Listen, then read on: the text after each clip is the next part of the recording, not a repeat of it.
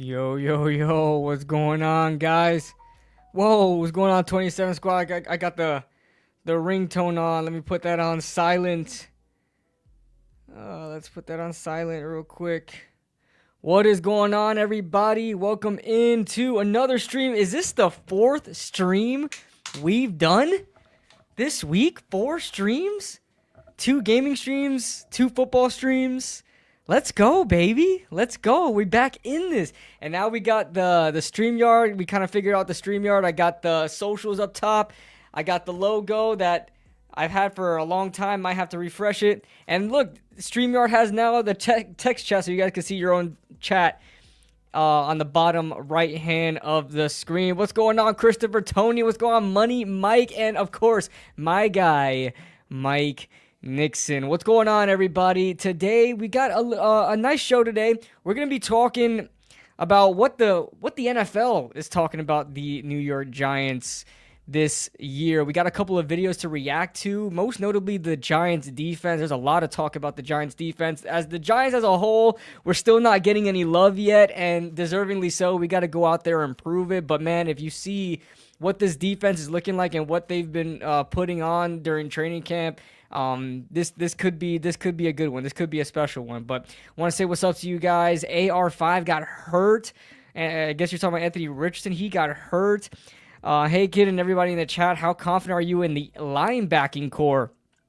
I think we're fine. Like, for the first time in a long time, I want to say probably since Blake Martinez. Right? You say what you want about Blake Martinez. He was damn good for us, especially in his first year with us. I would say we're fine with the linebackers. Like, do you remember it was linebackers and offensive line? Those were our Achilles heels for the beginning of time for the Giants since, you know, in the Jerry Reese era and whatever. But I would say probably since we got Blake Martinez, then we get Bobby Okereke, and then we get and of course, our glorious king, Micah McFadden, of course. And, we started working on from there, and they've been a really good duo for a number of years now. I think they're going into their 3rd year together, right?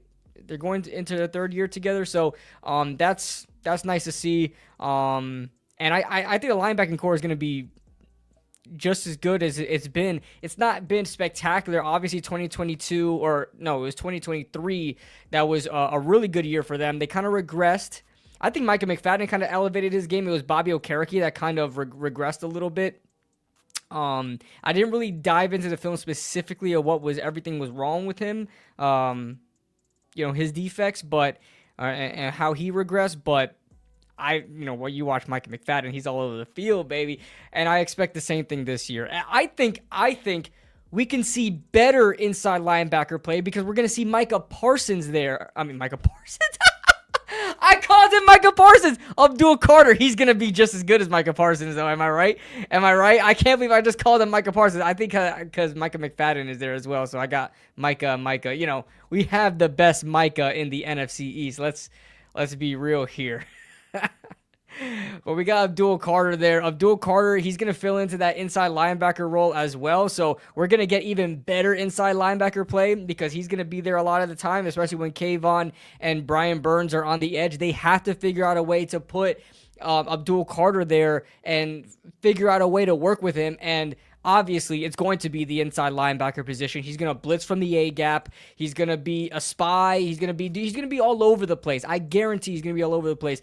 Now, a lot of people don't want to see him, Abdul Carter, as a spy because it's almost like a waste of talent.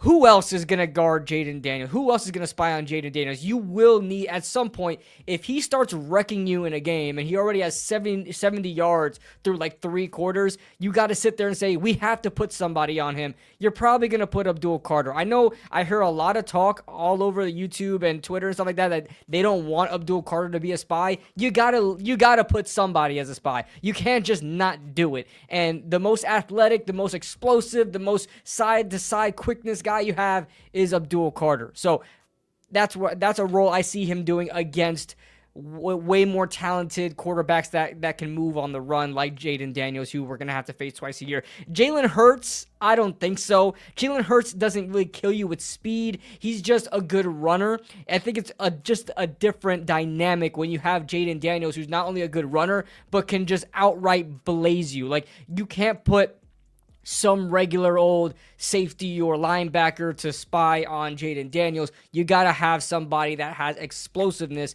that can catch up and keep up with a guy like Jaden Daniels. So that's pretty much the only guy I could see why do I keep calling him Micah Parsons? Abdul Carter spying on.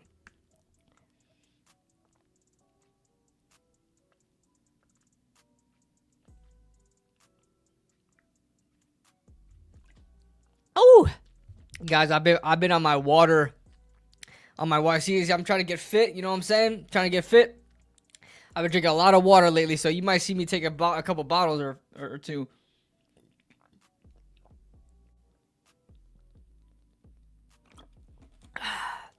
Almost one bottle down. I only brought 2 upstairs. I'll have to go get another one. So yeah, that's how I feel about the linebacker core. We're gonna react to some videos too on, once we get a little bit more people here, maybe around the 15-minute mark, we'll start reacting to stuff. I got 4 videos that I want to sit here and react with you on about the Giants defense. People are raving about the Giants defense. Like, well, we're back to those days, baby. We are back to those days. First preseason game this Saturday. Let's go, Big Blue. Absolutely, first preseason game. I'm really excited to see a lot of these players, especially, of course, Jackson Dart, especially Jackson Dart. We just found out through Brian Dable that Jackson Dart will be playing against the Bills. We don't know if there's going to be any, we didn't hear that Jackson Dart is going to be starting against the Bills. That's a different story. We know that Jackson Dart is going to be playing versus the Bills. We don't know if he's starting. So we don't know if we're going to see Russell Wilson or not. Here's the thing, guys. I know a lot of people are upset if they don't see starters out there. I would be as well a little bit, because I want, if you're going to show the starters, show them in the first week, so that if there is an occasion where someone tweaks an ankle, right? If there is an occasion where somebody has some sort of sprain, some sort of bruising, whatever, some sort of injury, even a concussion, it can be, the healing process would help out, now, rather than if the starters play a week before the season starts and then you have an injury and then the season is right around the corner. Like, I'd rather the starters get some work in now, and then you'll have maybe even less work, or maybe they're just done for the second and third game. And then you have guys like Jackson Dart and then all the roster bubble guys out there. And, of course, those are the guys I want to see in the preseason. I really, don't really care to see starters in the preseason. I really don't care. Like, I know a lot of people are really excited. I don't care to see Russell Wilson in a preseason game. Why do you care? It's odd to me. Why do you care to see Brian Burns, Dexter Lawrence, Kayvon Thibodeau out there in the preseason? Like, it's glorified practice, guys. Like, let's be real here. It's glorified practice. It doesn't mean anything yet, and I don't want my guys getting hurt.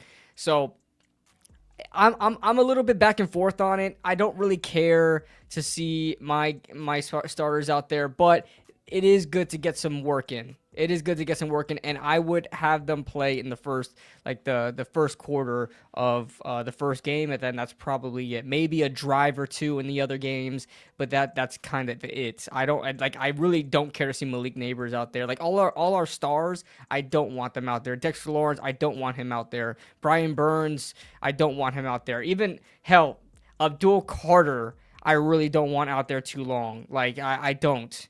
I know everybody's itching to see these guys in action together for the first time, and I am all about the long game. All about the long game. Let Wilson play first quarter. Don't Dart play the other 3. Yeah, I don't mind that. I don't mind that, especially it being the first game. I don't mind that at all. Back in the old days, right? I feel like an unk, but back in the old days when the Giants, when the NFL had 4 preseason games. How the Giants did it, I'm not sure how everybody else did it, but how the Giants did it, Of course you put that, Jaden, when I got the text on the screen. So yeah, just YouTube, come after me, YouTube. But yeah, when the Giants played their 4 preseason games, the starters would play like all of the third game. Like Tom Coughlin would call that the dress rehearsal. Like they would play the majority of the third game out of 4. And so obviously it's not the case anymore. So you kind of have to readjust how you do things. And I'd say just let the starters play however long you're going to put them out there, a quarter, a half, whatever, in the first game. And then you let the roster bubble guys, the rookies, ball out in the second and third game. Evan Neal looks kind of good at guard. I've heard the opposite. I heard that he's fighting for reps and he's earning those reps, but when he's getting the reps with the first team, he's struggling. So he's not there yet. I don't think he's going to take starting reps over GVR. And unless GVR gets hurt, then we're going to see him take over. So that's what I see. That's what I see going. JMS needs to step it up this year. I'm surprised we didn't get any help for JMS. Like, we didn't get any competition. Like, we have some Morrissey guy and then Austin Schlottman. Like, these guys are not competing. Like, they're not challenging JMS for a starting role, and JMS is going to do what he does, and he's still going to earn the starting job. Like, I don't know. I get he's a draft pick, but we're out here putting competition with Deonte Banks and Cordell Flott. Like, why can't you do the same for JMS? I don't understand. And Deonte Banks is a first-round pick. JMS is a second-round pick in the same draft, by the way. So I'm not sure. But if you guys are enjoying the stream so far, make sure you guys hit that like button. We got a show today. We're going to be going over some... let me clear out all these tabs. I always have a crap ton of tags open. Quick note for you guys. Those of you guys that are in the stream currently right now, if you guys check the description, make sure you guys follow me on Twitch. Because when the season starts rolling around, we're going to do our game reactions on Twitch, because then I'll be able to show game highlights and stuff like that. It's going to be a lot better content for you guys, because I can't do that kind of stuff on YouTube. So make sure you guys follow me on Twitch. All right. So let's pull this up. I want to take out... Should I take out the background music when we do reactions? No, we're not going to do that.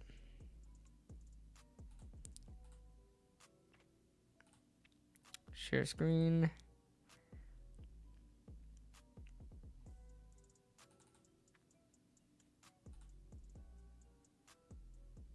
All right, can you guys see this?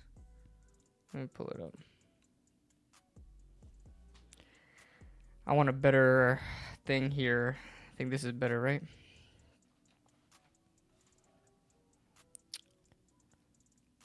KB Chase was cooking Adoree Jackson. Where's Adoree playing? It's 2025. We're on Kick, bro. Ew. Kick out of here. Ain't nobody on Kick, bro. Stop it. Ain't nobody on Kick. You can see it. All right. Whatchamacallit? What do you mean Chase was cooking Adoree Jackson? Where's Adoree Jackson playing? Adoree's in Philly? Holy moly. Chase. We're talking Jamar Chase? Are we talking Jamar Chase? They're doing joint practices, Philly and Cincinnati? I didn't even know that.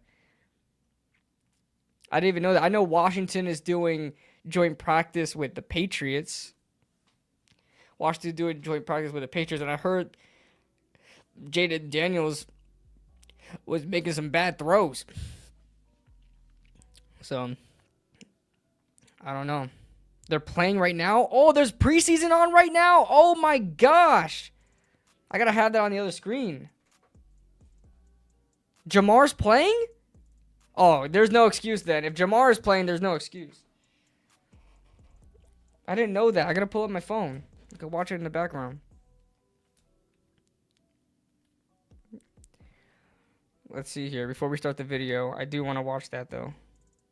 Well, I do want to at least have it on. I'm not gonna be like fully distracted, but that's. I forgot that there's preseason games on right now. I forgot all about that.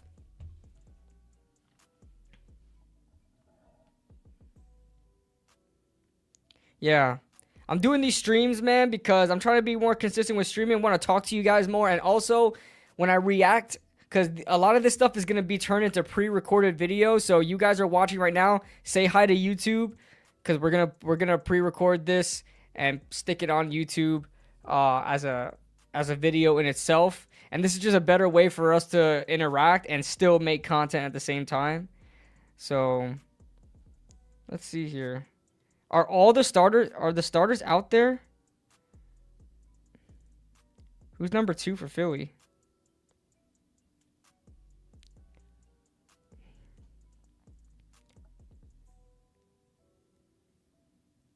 Starters ain't out there.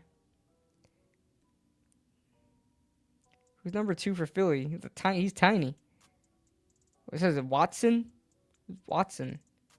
I don't know. Let's see. Might go back to his old ways of being a daily streamer when he was jobless. Yo, hold on.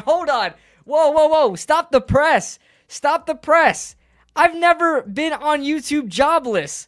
What? Oh, that's Dotson? That's Jahan Dotson? He's tiny. I thought this says Watson. Whoa. Yeah. Hold on, Jaden. Hold on. Ever since I've been on YouTube, I had a job, okay?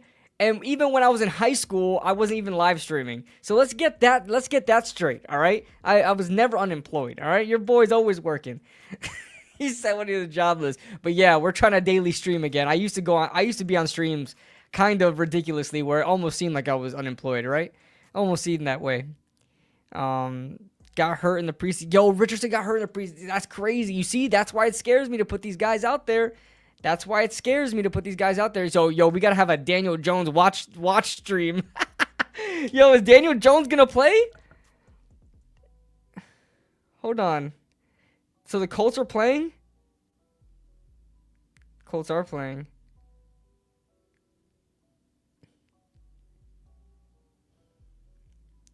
Is Daniel Jones out there? Let's see. Daniel Jones is out there. Oh, snap. How's he doing? Yo, show me the stats. What's up with this? What's up with the Daniel Jones, 4 of 9, 64 yards.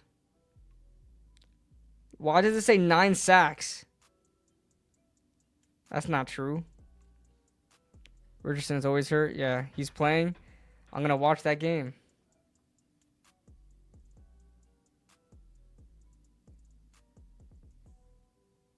I'm watching it right now.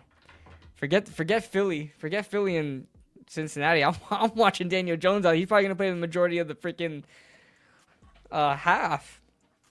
All right, let's watch this, guys. This is Chris Long on his podcast. This video just got released today talking about the Giants. This is what kind of got me to want to make a video like this, because I've been seeing a lot of videos on the Giants defense. And I'm interested in what I really don't watch media like that unless I'm reacting to it. So if you're watching Philly, Mike Nixon, I'll keep you updated on Daniel Jones. But let's go.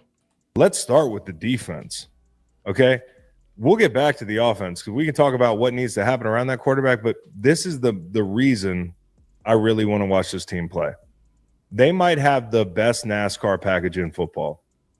NASCAR package is when you put your 4 best rushers on the field. Yo, why does my boy look like zooted? My boy looks like his eyes are low. Because a lot of people are going to say NASCAR is just defensive ends. Okay. Dexter Lawrence is one of those guys. So that NASCAR package looks like Abdul Carter, Kayvon Thibodeau, Burns, and Lawrence. Okay. By the way, Dexter Lawrence, per Pro Football Focus, 96 pressures at 0 no's compared to the second highest player over the last 3 years with 20.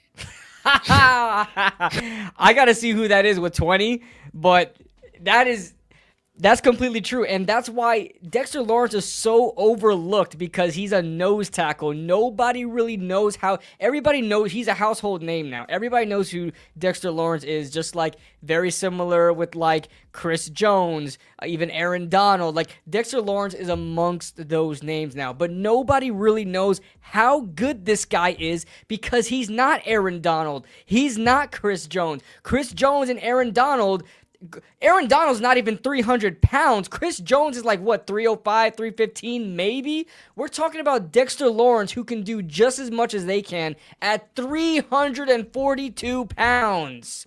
Okay, he may even be more than that now, because he looks bigger, you know? Like, Dexter Lawrence is doing all of this lined up as an NT. This is why I say Dexter Lawrence has been in the league now for what, 6 years, 7 years? He's got to be trending to one of the best nose tackle, if not the best nose tackle in NFL history. Forget about in the NFL, because he's already the best nose tackle in the NFL. We're talking about the best nose tackle in NFL history. Okay? Dexter Lawrence. And this is what makes the defense so good, is having a guy like Dexter Lawrence. He's already a plus multiplier. You know? Yes, I did see that about Rashawn Slater. That is so sad. So sad. He just signed an extension, and he's already out. Bro, he is a one-man wrecking crew. You should hear people talk about him that have had to play him. You should hear Jason Kelsey talk about Dexter Lawrence.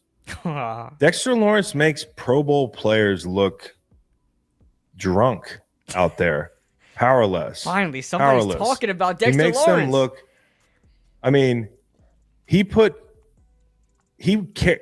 like Cam Jurgens and a baby Bjorn last year at one point. Like, it's crazy, dude. Like, sometimes it just looks like he's moving furniture out there, dude. Yeah. So it's just realize, starting with him, it is hell when you're preparing. And also a St. Louis Memorial Award to whoever has to play center in camp. JMS. Opposite him. JMS. Right? Is it John Michael Schmitz? Yes. Yep. JMS. JMS. What an unfortunate name. Sounds like a guy on a Candyland board or something. Like, it just doesn't sound like a fucking football player. JMS. But that poor bastard. Yeah. He's every struggling. fucking August morning, his alarm clock goes off. I know this is a preview, but this is the first guy. This is the first guy that I'm spending like 5 minutes just riffing on. Every morning when JMS's alarm clock goes off, you know how we check our phones and like you might check Twitter if you're like that, or you might like check your text messages. And you might be thinking, if Dexter Lawrence is coming into like, practice. He's thinking about Dexter Lawrence, bro. And sometimes I'm sure if it's a morning practice, like the alarm clock goes off and he's like, God, I got 2 hours until I'm getting moved around like furniture, bro. You got to realize, like, in training camp, you want to look good on tape. Tell me if this is true, guys. Tell me if this is true. Was Dexter Lawrence even like at practice? Like he's working? Because I heard he had a lot of days off. So I think JMS was able to get a breather in. Of course, I wouldn't expect Chris Long to know everything that's going on in Giants training camp, but I'm pretty sure Dexter Lawrence has taken so many days off, not because he's hurt, not because of anything that is going on, like holdouts. He's literally just that good. It's just not fair to have him going against these guys. He just dominates every play. That's why we're constantly seeing other defensive tackles out there in his spot. Nacho, Roy Robertson Harris, Darius Alexander got a whole day with the ones because Dexter Lawrence is so good. You can't. It's not fair to put him out there in practice. What more do you have to see from this guy besides trying to, sharpen iron with iron? That's probably the only time you would want Dexter Lawrence out there, but you're really not trying to evaluate him at all. You know what I mean? So that's hilarious. But and it's one thing to play a guy in joint practice or play a guy on Sunday and be like, God damn, dude, until next year. Every day he walks off the fucking field and he's like, I'll see him again in the morning. So that's got to be tough. And Abdul Carter seems to be, I've seen a couple clips of the guy. They're just clips. They're just training camp clips. Oh, we got clips. But Let's the go. ankle flexion. Nolan sent me a screen grab, and he knows how I am about ankle flexion. Look at that. Who posted that first? I think who posted that first? Does anybody know who posted that first? This is a screen grab from Twitter, and one of the either one of the YouTubers. Was it somebody from Empire Sports Media? Was it like Anthony Rivardo or something like that? Or maybe it was one of the beat writers that screenshotted this. Look at his freaking ankles, guys. Look at this. What? This looks like Mr. Fantastic or something. What is that? Like, it almost looks like it's not real. Like, it almost looks like I'm looking at an illusion that it's not actually his foot. This is nuts. Wait, is it not actually his foot? Because this guy's leg is coming down. I don't know, man. Oh, wait, we're looking at this, though. This right here. This is nuts. This is absolutely nuts. Oh, my gosh. Holy moly. Bullied him to toss him out. Abdul Karim. Yeah, I know. I seen that. But my God, look at this. Ugh.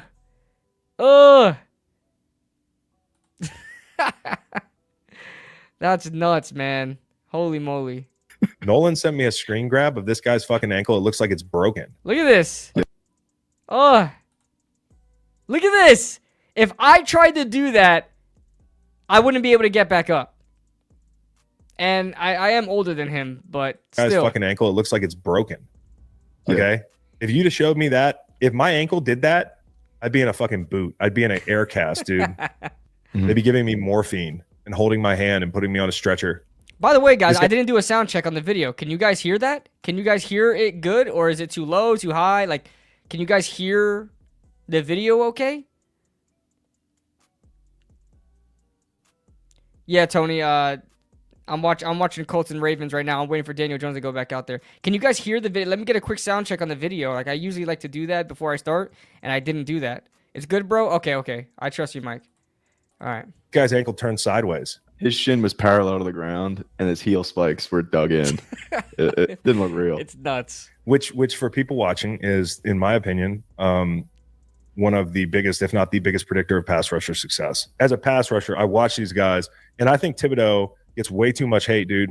Way too much hate for his production. Now, I'm not saying that he's all world, but he can be a good piece on this front. I think so. And if you're talking about Brian Burns, Tibb, Carter, Lawrence, that's a tough group to deal with. And I would imagine that Thibodeau, who has been reported to have he's looking bigger, right?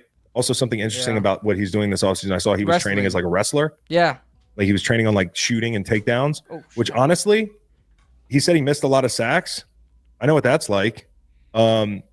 Not a bad idea, dude. So at the very least, he's being intentional about the way he's going about his business. And if he has gained weight, that might be in preparation to be the guy on third down that kicks inside to accommodate this fucking phenom.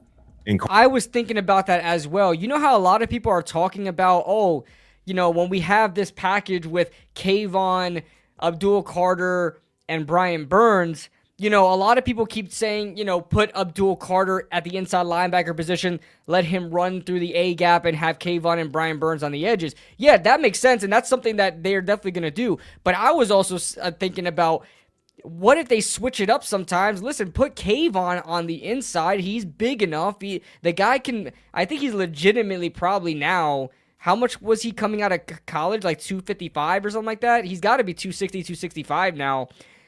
So that's like prototypical defensive end. They can kick inside sometimes in a NASCAR package and work on the inside. He's strong enough, big enough. He is our designated strong side outside linebacker. Like, he's going to be the guy stopping the run, helping stop and run. He's kind of that, just like what Chris Long was saying earlier, where it's like Kayvon Thibodeau is not all world. He's not all pro, but he's a cog in this defense. He's a cog on the defensive line. He has a role. And I would say his role is being one of those edge setting. He's not the best edge setter, but he's one of the best ones we got right now as far as being a strong sort of anchor on the edge to help stop the run. I think Kayvon Thibodeau is good at that. And he can get to the quarterback too. And yeah, he's had problems missing out on good sacks, but he's had that year in 2023 where he had 11.5 sacks. You know, he's had success as a pass rusher in the NFL. So I think him having Abdul Carter just makes this even better. Threw a pass over 6 yards. Yeah, I mean, I saw that he completed a 23-yard pass. Tony. Let me see. Keep going. Carter, who I've seen go inside, he was a floater in practice, no pads, inside swim in a guard, sunk a rip, then spun back outside, and the guard didn't know what the fuck was going on, dude. No, it's no pads. It's training camp. He's probably going against God knows who, but this kid looks special. Special alert, Abdul Carter. Just get ready, dude. Just get ready to see this front. Now, I don't know what's going to happen outside the front. I like Micah McFadden. I like Okereke. We have somebody in the media, somebody that used to play football, somebody on a podcast, a football podcast, that knows who Micah McFadden is. That's right. He is getting closer and closer to being a household name. Come on. It's Micah McFadden, and now, that's crazy that people are getting to know his name. But seriously, because I couldn't name you who the freaking linebackers for the Raiders are. You know what I mean? I couldn't name you those guys. I couldn't name you the linebackers for Miami right now. I couldn't name you them. Micah McFadden is starting to get known now. I like that. This is not the first time where I hear on a mainstream football podcast, Micah McFadden's name. Gotta love it. I like Holland. I like Newbin, who had a really good rookie year, had an ankle injury. The corner spot, not as, with Banks and Flock competing for spot 2, there will be holes. Yep. But Adebo gives him a veteran starter at one spot. Drew Phillips good in the slot. He really knows a lot about this. Has got a chance to be kind of a sexy defense, man. No doubt. A defense you want to see play. Bowen was solid in his first year, varied the fronts, right? Blitz. There's your first mistake, Chris. There's your first bad take. I was really impressed with you. You even knew that there was a cornerback battle with Cordell Flott. You know who Cordell Flott is because nobody else does. And Deontay Banks, you knew that there was a battle there. You know all about our roster. Props to you. Shane Bowen had a solid year. Brother. Even our owner threw this guy under the bus. Okay? Everyone knows the defense was ass. Now, the defense was good as far as personnel goes. Okay? Personnel. Let's have that as a little caveat to that, okay? Personnel, the defense was great last year. We had the pieces, they were rolling, they were doing what they were. But if you watched how we ran our defense throughout the year, we intentionally shot ourselves in the foot many times. Many times. The lack of blitzing, even though we were getting to the quarterback at some point, the lack of blitzing, the lack of disguising looks, not pressing in coverage, allowing 10 yards of cushion. We were intentionally shooting ourselves in the foot constantly. I did not like the way Shane Bowen ran the defense. I thought our personnel really hid how bad our scheme was, but I don't agree with that. It's a good bit. Might not have to. Right. This might be one of those groups that can just be like, hey, we're rushing these 4 sons of bitches, and we're going to play coverage behind it, and you got to figure out how to block them. So as far as the mentality of this defense, there's a great quote from Shane Bowen. A point of emphasis for them is taking the ball away in 2025, and the way he's drilling that into the 4th down for the Colts. They weren't able to get it going. Guys' heads. He said, "You'll hear our guys say it. I say it ad nauseum. Be a damn pirate. That's a damn pirate." I kind of like that, bro. And I asked that to ChatGPT or Google. Pirates engage in and even the ship it's legal trade and smuggling, and some, according to Wikipedia. And all of a sudden, you owed the pirates. So it kind of raiding and plunder. That's what they're known for. Yeah, I kind of like this, Shane Bowen. I kind of like this. Okay, next video. Oops. Hold on. I'm still working out the kinks here, man.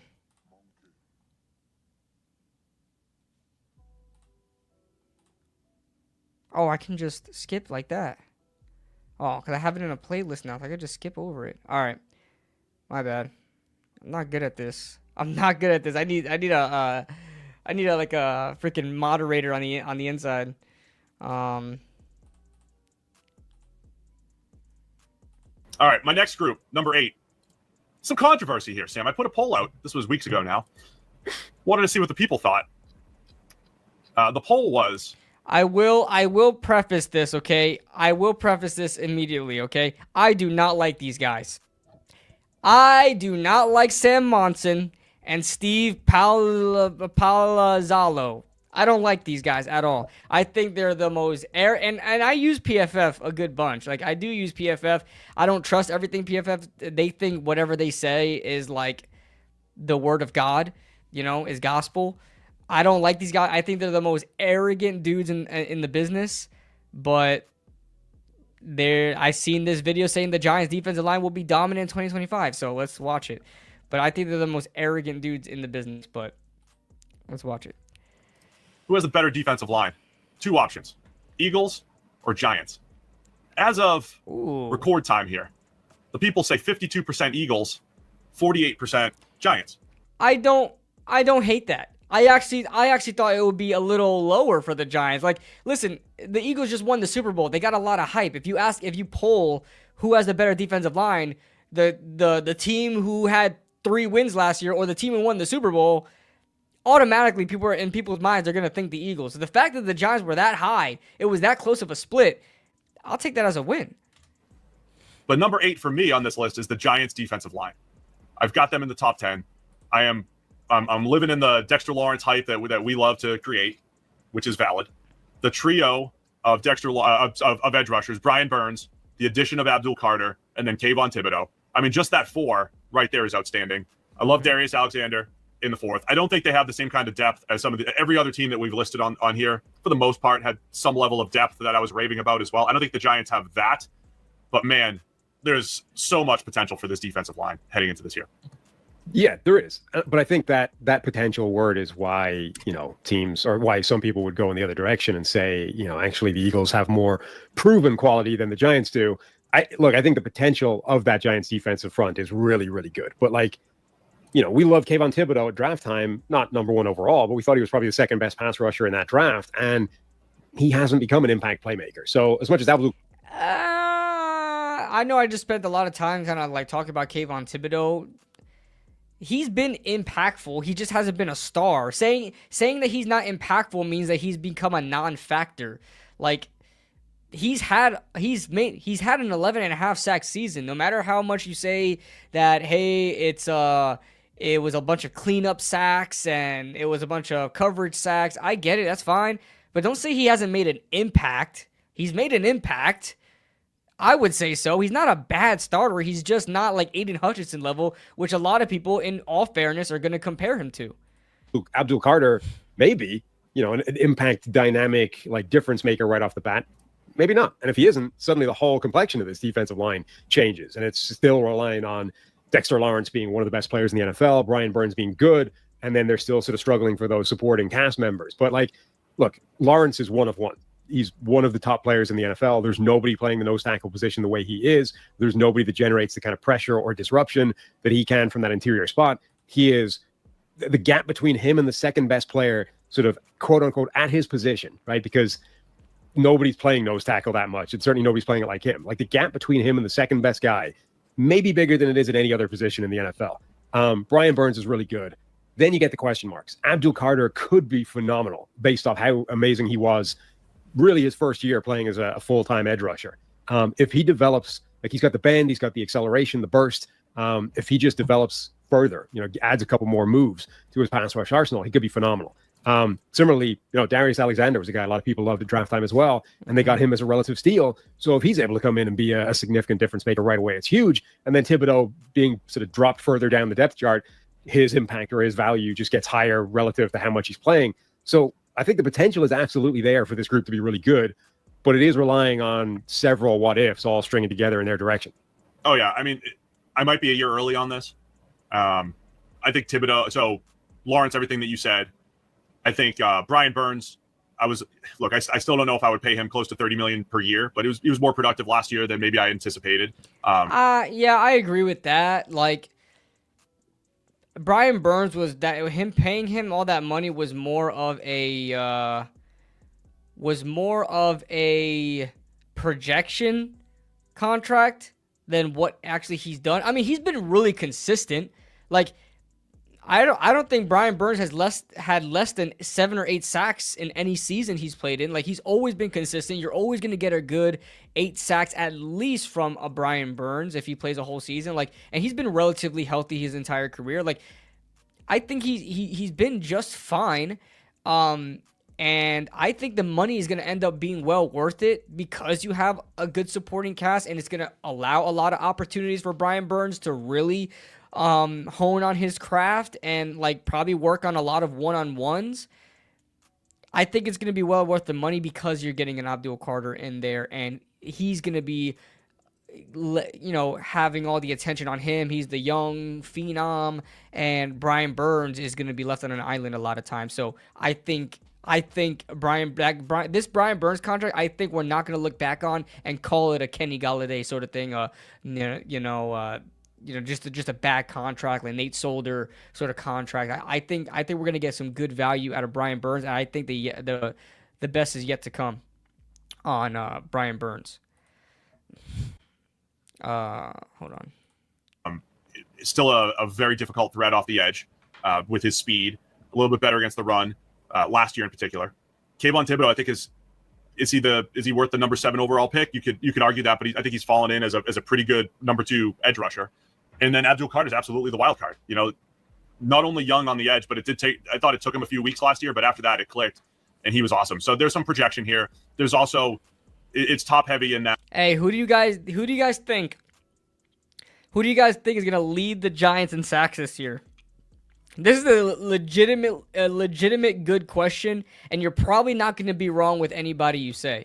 Like, I wouldn't be mad, besides probably Kayvon, but I really want to know what you guys think. Who do you guys think is going to lead the Giants in sacks this year? I find it interesting. Come on. If you move Carter around, DJ who is a former linebacker, pass. by the way, and on third down, you're talking about Thibodeau and Burns off the edge, Dexter Lawrence in the middle, and wherever you want to put Abdul Carter, good luck. We're going to create mismatches with him. That's a beautiful front four. Rushing the passer on third down. And I am a Darius Alexander fan. I think the biggest knock is the fact that he's 24, but I think you're talking about second round type of value that they got top of the third or fourth, top of the third. And I think he has a chance to make an impact right away. And he's got some multi-gap potential as well. The rest of it, pretty much rotational. I want to see more from Darius Alexander. I don't think anybody's talking about this, but Darius Alexander, I'm not seeing it right now. I love me some Darius Alexander. We're just not hearing much from him. Type of players. I don't know if the depth is there. I know the league really liked Roy Robertson Harris for a while. Rakeem Nunez Roches has been a rotational player his whole career. I don't think the depth is there. They're not scaring anybody. But the first 4 or 5 on the depth chart, really good for the Giants. And what I'm saying is I would put their first 4 or 5 up against the Eagles' first 4 or 5. And I think with Milton Williams leaving, with Josh Sweat leaving, I love the replacements that the Eagles have as well. But you have to acknowledge, like, they've taken a hit. The Giants have gone the other way. So right now I'm putting the Giants above them as far as defensive lines. Gary Brightwell's on the Eagles too? They're just taking all of our talent? What the hell is this? Oh, for the Bengals. He's on the Bengals. Oh, okay. He's on the Bengals. All right. I'm about to say. Line rankings go here. All right, that's enough of that, Steve. Over 50% of the people listening to this are not subscribed right. You see? What a hater. What a hater. I can't stand Sam. Sam Monson hates the Giants. I don't know if he's a fan of a rival team. This dude hates the Giants. I don't like him. Now, so click that button, and then we can get back to whatever it is Steve's telling you about. You can't drag back the credit now. You're a well-known Maro Ajomo skeptic. It's well documented. I love Ajomo. I don't think Ajomo is going to be as good as Milton Williams, though. But he was a steal in the 7th round a couple of years ago. I mean, really, when you're comparing the Giants and the Eagles, it basically comes down to Abdul Carter, because I think the Giants have, if you look at sort of the best, if you rank them in order, right, on each depth chart, the Giants have the best player of either team. So Dexter Lawrence is better than anybody on the Eagles defensive front. I think you can argue that Brian Burns is better than the second best player on the Eagles defensive front as well. So the Giants have the best player and the best number 2 player of their front, of their defensive lines. Then the question becomes, what is Abdul Carter? Because if he's good, they have arguably the best 3. But if he's not, the Eagles might have the best 3rd, 4th, 5th, 6th, and maybe even 7th best player on the defensive line. That'd be a good one. Come on, Monson. I know it's you got to be like supposed to be objective here because we haven't seen Abdul Carter play. Do you really think Abdul Carter is just going to be good? I mean, do you really believe that he's just going to be good? If he's going to be good? Abdul Carter? Come on, bro. Abdul Carter is probably going to be better by the end of the year, better than anybody they have on the Eagles defensive line, including Jalen Carter, like a better player. He's probably going to be a better player. So the Giants would have 3 players better than anybody else that's on that roster. Come on. Because when I was tweeting about Dexter Lawrence a few weeks ago, Eagles and Giants fans are battling between a Jalen Carter, Dexter Lawrence, who's better discussion. I mean, if you were just ranking the best players on both teams, I would say Lawrence 1, Carter 2. Then you're talking probably Burns 3. Yeah. But the answer is they're playing different positions anyway. I could see Jalen Carter being, as we've said many times, the very best true defensive tackle, 3 techniques, say. Lawrence, the best nose tackle. Fine. Split them however you want. They're both elite players. Dexter Lawrence is the best nose tackle and 3 tech. Stop it. My point is, the Giants have the best player overall. They have the second best player on each team. Then the Eagles might be better from that point on at every respective position, unless Abdul Carter is really good. If Abdul Carter is really why? I know we're not supposed to work on presuppositions here, but like, what gives you the reason that Abdul Carter is not going to be extremely good? I know you have this. The jury's out on these guys. It's Abdul freaking Carter. Have you watched this guy? This guy's the next Micah Parsons, and we're saying if he's going to be good, brother, come on. Really good. The Giants might have the best 1, 2, and 3 player. They do. It almost doesn't matter. Like the Eagles could literally have the best at every subsequent position, and the Giants would still be better based off the top heaviness. The fact that those top 3 guys are so good. So honestly, it really comes down to how good Abdul Carter is as a rookie. Like if he is special, if he is as good as a lot of people thought he was, if he's good enough, with that the physical traits and what he's able to do even without developing, it's enough. Yeah. So the other part about the Eagles here, they didn't make my top 10 on the defensive line. Losing Josh Sweat, losing Milton Williams, all they've done is opted into a few more unknowns. Not even Ajomo top 10? Played really well last year. We've talked a ton about Jalen Hunt and what he did down the stretch, but there's still need to see more from them. And I know you can say the same thing about Abdul Carter, but I'm banking on there's been a lot of blue chip edge rushers who come into the league, get drafted in the top 5, and hit the ground running right away. It is one of the it's going to be Abdul easier Carter. slam dunk projections. Yes, in the NFL. So I'm banking on that when it comes to Carter. But yeah, at the end of the year, we might be talking about the Eagles. Like, absolutely, they're back. They should be on this list. Hunt is a star, and Ajomo's the next star, and Nolan Smith's taking another step forward, whatever it might be. So yeah, but the Eagles are a just miss for me as far as this list goes. I'm going with the Giants D-line. Thanks for watching. Hell yeah. I'm going for Giants D-line. All right, next is Mina Kimes. We have 2 Mina Kimes subjects. Mina Kimes, top 10 defenses. I seen that the Giants are on this list. I didn't watch the video yet. These are all blind reactions. And then we have a Mina Kimes NFC East preview. We're going to see her and a guest previewing the Giants this season. All right. Well, I feel like 3 guesses is enough. Now you just tell me because I don't get any points if I name all the teams. Dominic Foxworth. I chose this team entirely based on the idea that the defensive line can just completely take over games. Oh, wait, hold on. The lives of quarterbacks. Top 10. So where does she start with? 10, 9. Philadelphia Eagles at 9. Ooh. 8, 7, 6, 5, 4, 3, 2, 1. Wait, how many freaking teams does she have on here? It says top 10 defenses. This is 1, 2, 3, 4, 5, 6, 7, 8, 9, 10, 11, 12, 13. Bro, these are 13 teams. I'm confused. Hold on, I gotta see where she actually ranks this. There's 13 teams here on the top 10 list. I don't know what to tell you. And then it says teams that didn't make the cut. So there's no honorable mentions here because it says teams that just missed the cut.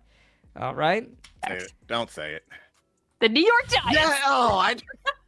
Yeah. So I was thinking I have to come with a curveball, and I thought that was too absurd. I cannot sell this because I did the same thing. I was like, and Abdul Carter, like they're just gonna give hell to everybody. But I was like, but a top 10 defense, I guess it's possible. But yeah, I consider it. I guess it's possible. What? Who? Dominic? That's Dominic Foxworth, right? Didn't he play in the NFL? He was with the Eagles, or he's an Eagles fan or something like that. Bro, are we serious, bro? Are we serious? I guess they're a top 10. They were also added some players in the back end that I think could stabilize things. Javon Holland at safety, Paulson Adebo, Drew Phillips is really good. I really like the combination of Javon Holland and Tyler Nubin together because I think you can have Nubin playing closer to the box where he's better, personally. But set that aside. This is all about the front. Brian Burns, Dexter Lawrence, Abdul Carter, Kayvon Thibodeau. Yeah. Thibodeau. It's a nightmare. That is a nightmare. Yeah. And they're deep. I like the D tackles they have. They drafted Darius Alexander as well. You bring in Chauncey Golston. I just every year there's a defense where the pass rush just goes nuclear, and I feel like why not the Giants?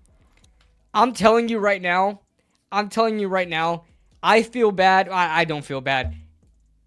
Teams that have bad offensive lines this year that go against the Giants are going to have the worst day they've ever experienced. Because even their rotation, their depth that they have on the line is absolutely nuts. Offensive lines are going to go to sleep the night before the game, shivering in their beds. And then after the game, after they got their asses handed to them, they're still going to be shivering in their beds from the experience that they had to endure for those 60 minutes. This is going to be so fun to watch, the defensive line. It's hard for me to say I feel bad for any offensive line, but you kind of do. They are gonna get their asses handed to them. The teams, that's why I feel like the Giants can win more games than we're giving them credit for. And you guys know I'm never someone that's really gonna throw wins at the Giants. I really think we're gonna get away with some wins because we're just gonna be an absolute menace to some offensive lines, and that's gonna disrupt quarterback play and cause turnovers and cause sacks and kill drives. And that's why I think the Giants have a real shot of being fun to watch and exciting this year. A big part of that is the defensive line. So if any offensive line that goes up against the Giants, even Jason, we just saw in the Chris Long video, even Jason Kelsey said it. Dexter Lawrence is an absolute monster. Okay? He makes Pro Bowl players look like rag dolls. So come on, man. Come on. Why am I crazy to have them at 10? I think maybe it's just because they're the Giants, but they were awful last year, by the way. We can start there, but Dexter Lawrence didn't play. Yeah, that's a fair point. And I mean, hold on, Mina. Dexter Lawrence, I believe it was until the end of November that he left, that he got put on IR. So only about a month and a half of play without him. He played the majority of the season. He had 9.5 sacks up until then. 9.5 sacks through 6 games. The Giants were on pace to break the 1984 single-season sack record, which is at 74? They were on pace to break it. They were good last season. The problem was the freaking offense couldn't score points, so in turn, it was really affecting the defense. They weren't able to hold on. They had bad field position constantly, and they were constantly getting scored on from 30 yards in their own end zone. They weren't able to keep up with the terrible offense. They were constantly asked to win games, and they just couldn't do it towards the end of the game. They would break off, especially against the run.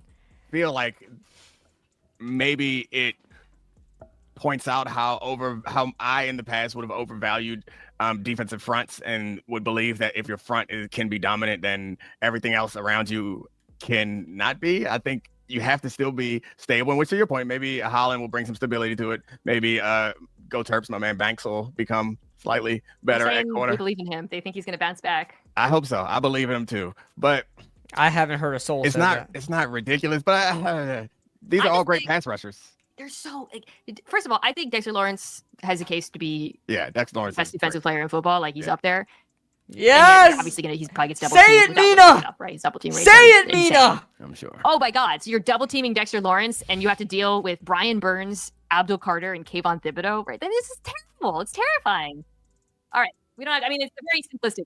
I think Abdul Carter will be good. I hope he's good, but also I feel like not scientific at all, but super athletic defensive end is. Abdul Carter is also really productive. I was thinking that is. He's not a defensive end. I hate when he played in the NFL, bro. I'm pretty sure Foxworth played in the NFL. Brother, you should know what a linebacker and a defensive end is. He's not a defensive end. He is a outside linebacker. He's a stand-up pass rusher. He's not a guy you're gonna throw out on a 4-man front, just like on like 5-tech all the time. Like it's a position that feels like sometimes we miss on, but it doesn't feel like Abdul Carter is going to be a miss. Yeah, they'll be hell up front, but what else are they going to do? All right. I'm glad you mentioned the Patriots because they were in my like just outside list, and I think if they're a very strong bounce back candidate. What was it that made you put them at 10? The corners, the pair of corners, and the new coach. Like I think it's going to be really hard, and a healthy Christian Barmore. Yeah, I think this team is going to be coached well and have the corners in order to play the man coverage or whatever version of coverage that they want to play and blitz if they need. He said the New York Giants may have. Hold on. Who did this guy play for? Dominic Foxworth. Who did he play for? If he played for the Patriots, I already have my answer. He played for the Ravens, Falcons, and Broncos. All right. So why would he have the Patriots in the top 10 defenses? And he's talking about Christian Barmore. And then he's like, oh, I guess maybe the Giants could. I could see you saying the Giants could be in the top 10 defenses. What? The Patriots? They were just as bad as the Giants were. Just as bad. What are we talking about here? Okay. Me too. I think they have that flexibility combined with the new staff. I think they'll be good at defense. Yeah. So, not a group of world beaters, pass rusher. They bring in Harold Landry, but the combination of Christian Barmore and Milton Williams has the potential to give you dominance there, as well as you have two dominant corners. I mean, this is Gonzalez and Carlton Davis. Yeah, that's a good player. That's up there with the top 3-4 corner group. Carlton Davis is good. He's really not that special. I'm from Tampa area. They really don't care about him down here. And I think, didn't he spend a year with Detroit? Group in the league, 3 at least. So the other thing is, I think this kind of connects these two teams. If you get just slightly better offensive. Okay, we're not watching no more of this. Next up, NFC East preview. We're going to skip to where the Giants are at. I don't care about everything else. Featuring Lenny. Who's Lenny? Oh, her dog. All right. Giants. New York Giants. Oh, the New York Giants. I had them in my top 10 defenses, by the way. Got a little bit of heat for that. Hi, Mina. We love you, Mina. Don't feel ashamed for saying that. It's completely acceptable. We got a team that has Dexter Lawrence, Abdul Carter, Brian Burns, Kayvon Thibodeau, Bobby Okereke, Micah McFadden, our glorious king, Paulson Adebo, Javon Holland. The list goes on and on. We've got a great rotation on our defensive line and front seven. Like, don't feel bad that you named them a top 10 defense. It's them that should feel bad that they don't name the Giants a top 10 defense. That's just pure hating. It's just pure hating at that point. Shout out to Mina Kimes, man. She knows ball. She really does know ball, though. If you watch her talk football, like, she knows ball. So they're different from teams you just talked about. That's right, Jack. Micah McFadden, OG Believers Club. Of course, a bit of a mystery because we don't know how long Russell Wilson is going to be the starting quarterback. So How long is this? I think that's kind of the most important lens through which to talk about this offense is can Russ be good enough in it to fend off Jackson Dart? 15 minutes? Or are we going to see Jackson Dart super early? So to remind folks who he's working with, the rookie sensation, Malik Neighbors, Wan'Dale Robinson, Darius Slayton, Jalen Hyatt, Zach Pascal, Theo Johnson, and Daniel Bellinger at tight end, Tyrone Tracy, Devin Singletary, pretty similar to last year. I think that the offensive line Cam Scatterbo is going to be Andrew Thomas, John Yornian, Schmitz Jr., then maybe like Evan Neal or Greg Van Roten. I think they've been talking about Evan Neal playing guard, Luminor. Yeah, Evan Neal's on his last leg. Once you get bumped down from tackling a guard, then you're not a shoe-in on this line specifically. Listen, I love Greg Van Roten. I played with him. He's a great guy. He's an older vet. I think they prefer Evan Neal with his body style. They are pleading. But yeah, they're pleading for Evan Neal to win the job, but he's just not. This is the same offensive line that they're returning, however, that basically exposed Daniel Jones, which I think they're in a weird macro sense happy about, is that they got him off the books. Obviously, we would want him to succeed long term, but now Russell Wilson is playing behind that same, like they didn't do anything. And this is, you know, a 7.5% sack percentage, which is like 20 something. And it's the same offensive line. I think there's that clip going around. By the way, everybody talking about DJ in the chat. That's the Ravens second stringers, right? It is the Ravens second stringers, right? And they have 9 points scored. All right. Obviously OTAs, you know, running around in underwear, where Abdul Carter, Kayvon Thibodeau, and sorry, what's the other pass rusher? Brian Burns. Yeah, Brian Burns, get to the quarter, get Russell Wilson all at the same time. And you're like, wow, that's amazing. That's an incredible jet pass package.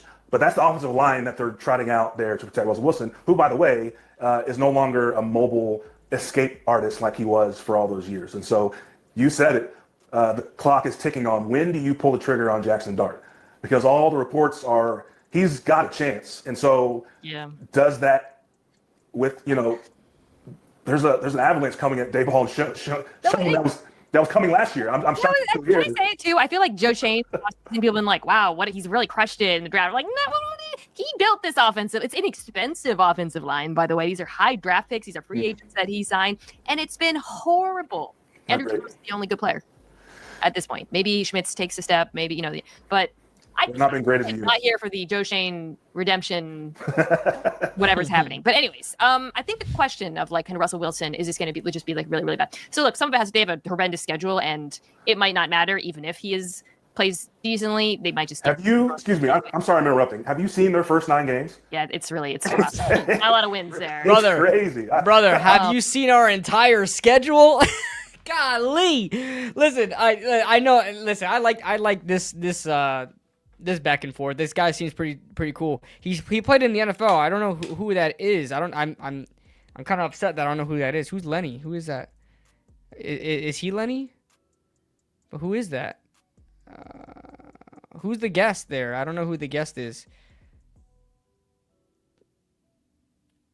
Trying to see, featuring Lenny. So I don't know Lenny.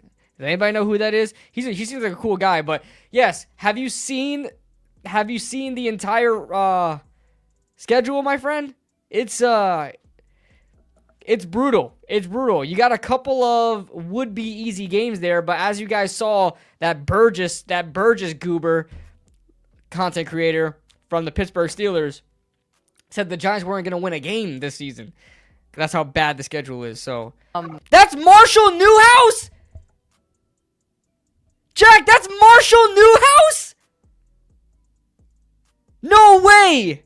The great number 70, Marshall Newhouse? Is that really? Giants legend? No way. Is that Marshall Newhouse?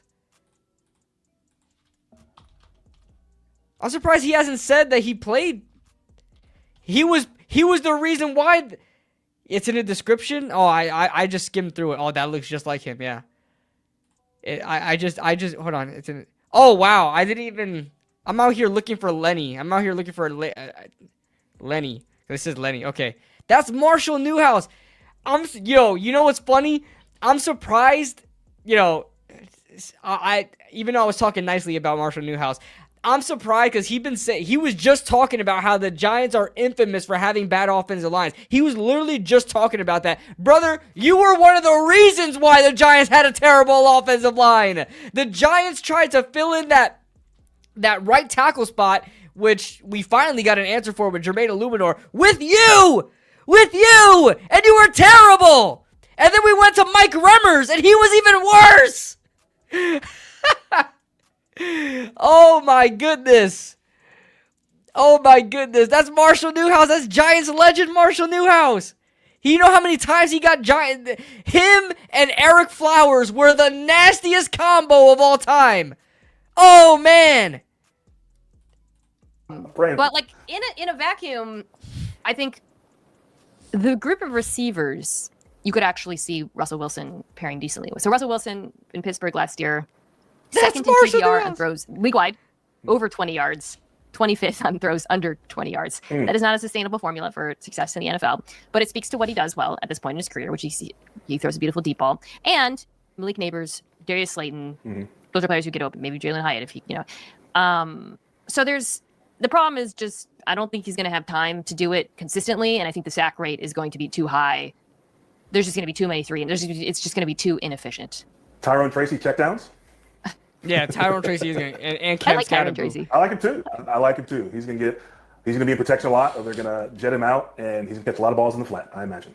But then, I think they're gonna have more time this year than other years. They're gonna have more time to throw. This is the best offensive line they've compiled in a long time.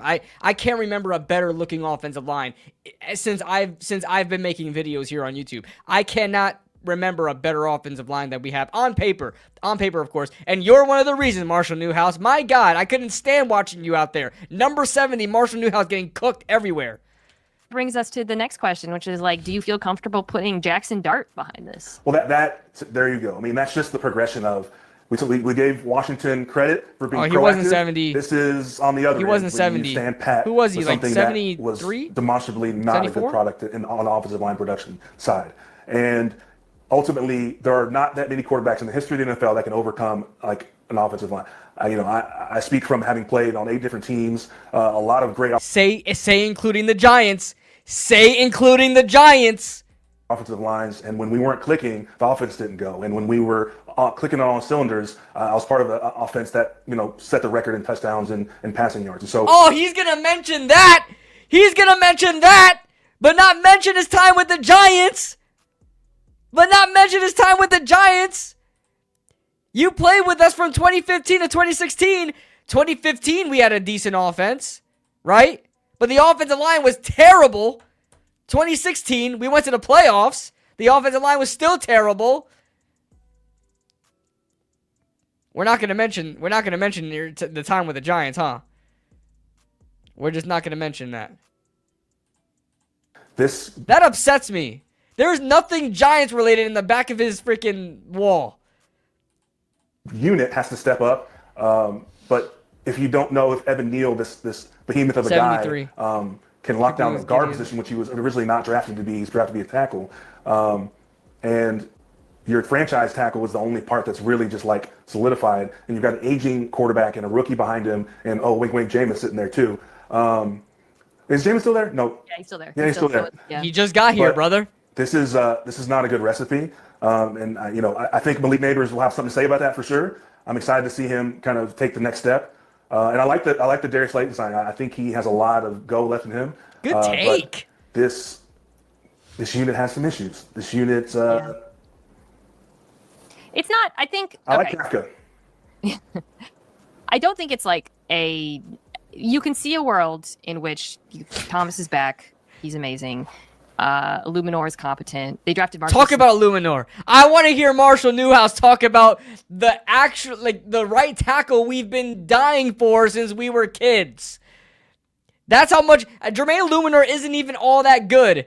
That's how you know how bad the right tackle spot was. He was part of it.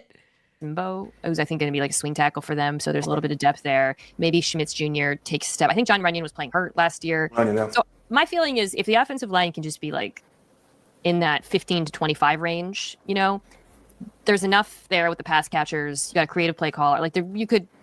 It's not like, David Carr, right? She said. My feeling is if the offensive line can just be like. Okay, offensive line. They got to be better than that, though, Mina. They got to be better than 25. I would say 15 to 20. They can't be 25th because the Giants kind of hovered around 25 to 32 for years now, and we're not able to sustain offenses. They got to be better in that 15 to 25 range, And Proudly Brownie says completely different vibe from last year out of you. I appreciate that. I said that in my last stream. I said proudly. Production by Brownie. I'll just call you Brownie. I'm trying to be who I actually am. I've been trying too much to be professional. But I'm a content creator, and a part of that is being unique, and I'm just gonna be who I am. I'm done being like, listen guys, today we are going to report on the New York Giants and how they're looking in the offseason, and we're gonna give our season predictions. I don't want to be that anymore, man. I'm trying to be laid back. I'm trying to be cool. trying to be hip, like with the kids, you know? Hello, fellow kids. There's enough there with the pass catchers. You got creative play caller. Like you could. It's not like, you know, David Carr, right? For when Jackson Dart plays, but you know, you don't want him playing behind this offensive line against some of the better pass rushers in the NFL. Yeah. I just feel like context matters. Week 1, Washington. Week 2, Dallas. Week 3, Kansas City. Week 4, LA Chargers. Then Philadelphia. Then Denver. Philadelphia again. And then San Francisco. No, Jaden, I was trying to be family friendly. I was trying to be like your replacement for ESPN back then. Like, hello, everybody. You know, I out here making reports, and here's the practice report. And like, I'm done doing that. I'm done. I need to spread my wings like a butterfly. Cisco. That's pretty brutal out of the gate. It is brutal. So the optimistic case, I keep saying case, to turn this conversation around, let's turn that frown upside down, Giants fans. Defense. So I got into this a bit on defensive pod. If you're an offensive core, put yourself in the brain of Cliff Kingsbury or whoever you're up against this group week 1. The first person you're thinking about is Dexter Lawrence, who is arguably the best defensive tackle in football. You could make a case for him being the best defensive player in football, to be honest. Dexter Lawrence last year was the most double-teamed player in the NFL. He was double-teamed 75% of the time, according to True Media. 75% of the time. That means like over 7 out of 10 plays. Every 10 plays, out of 7 times out of every 10 plays, this man was double teamed and still had the pressure rate that he had and still had 9.5 sacks through like 6 games. That's nuts. Dexter Lawrence is him, bro. So you're thinking, all right, we got to allocate resources to stopping Dexter Lawrence. Mina really cooking. Oh, no. They also have Brian Burns, Abdul Carter, Kayvon Thibodeau. They added Chauncey Golston, too. I missed. Mention our glorious king, Micah McFadden. Mention him, Mina. Mention him, please. That was it interesting from the Cowboys. I didn't catch that.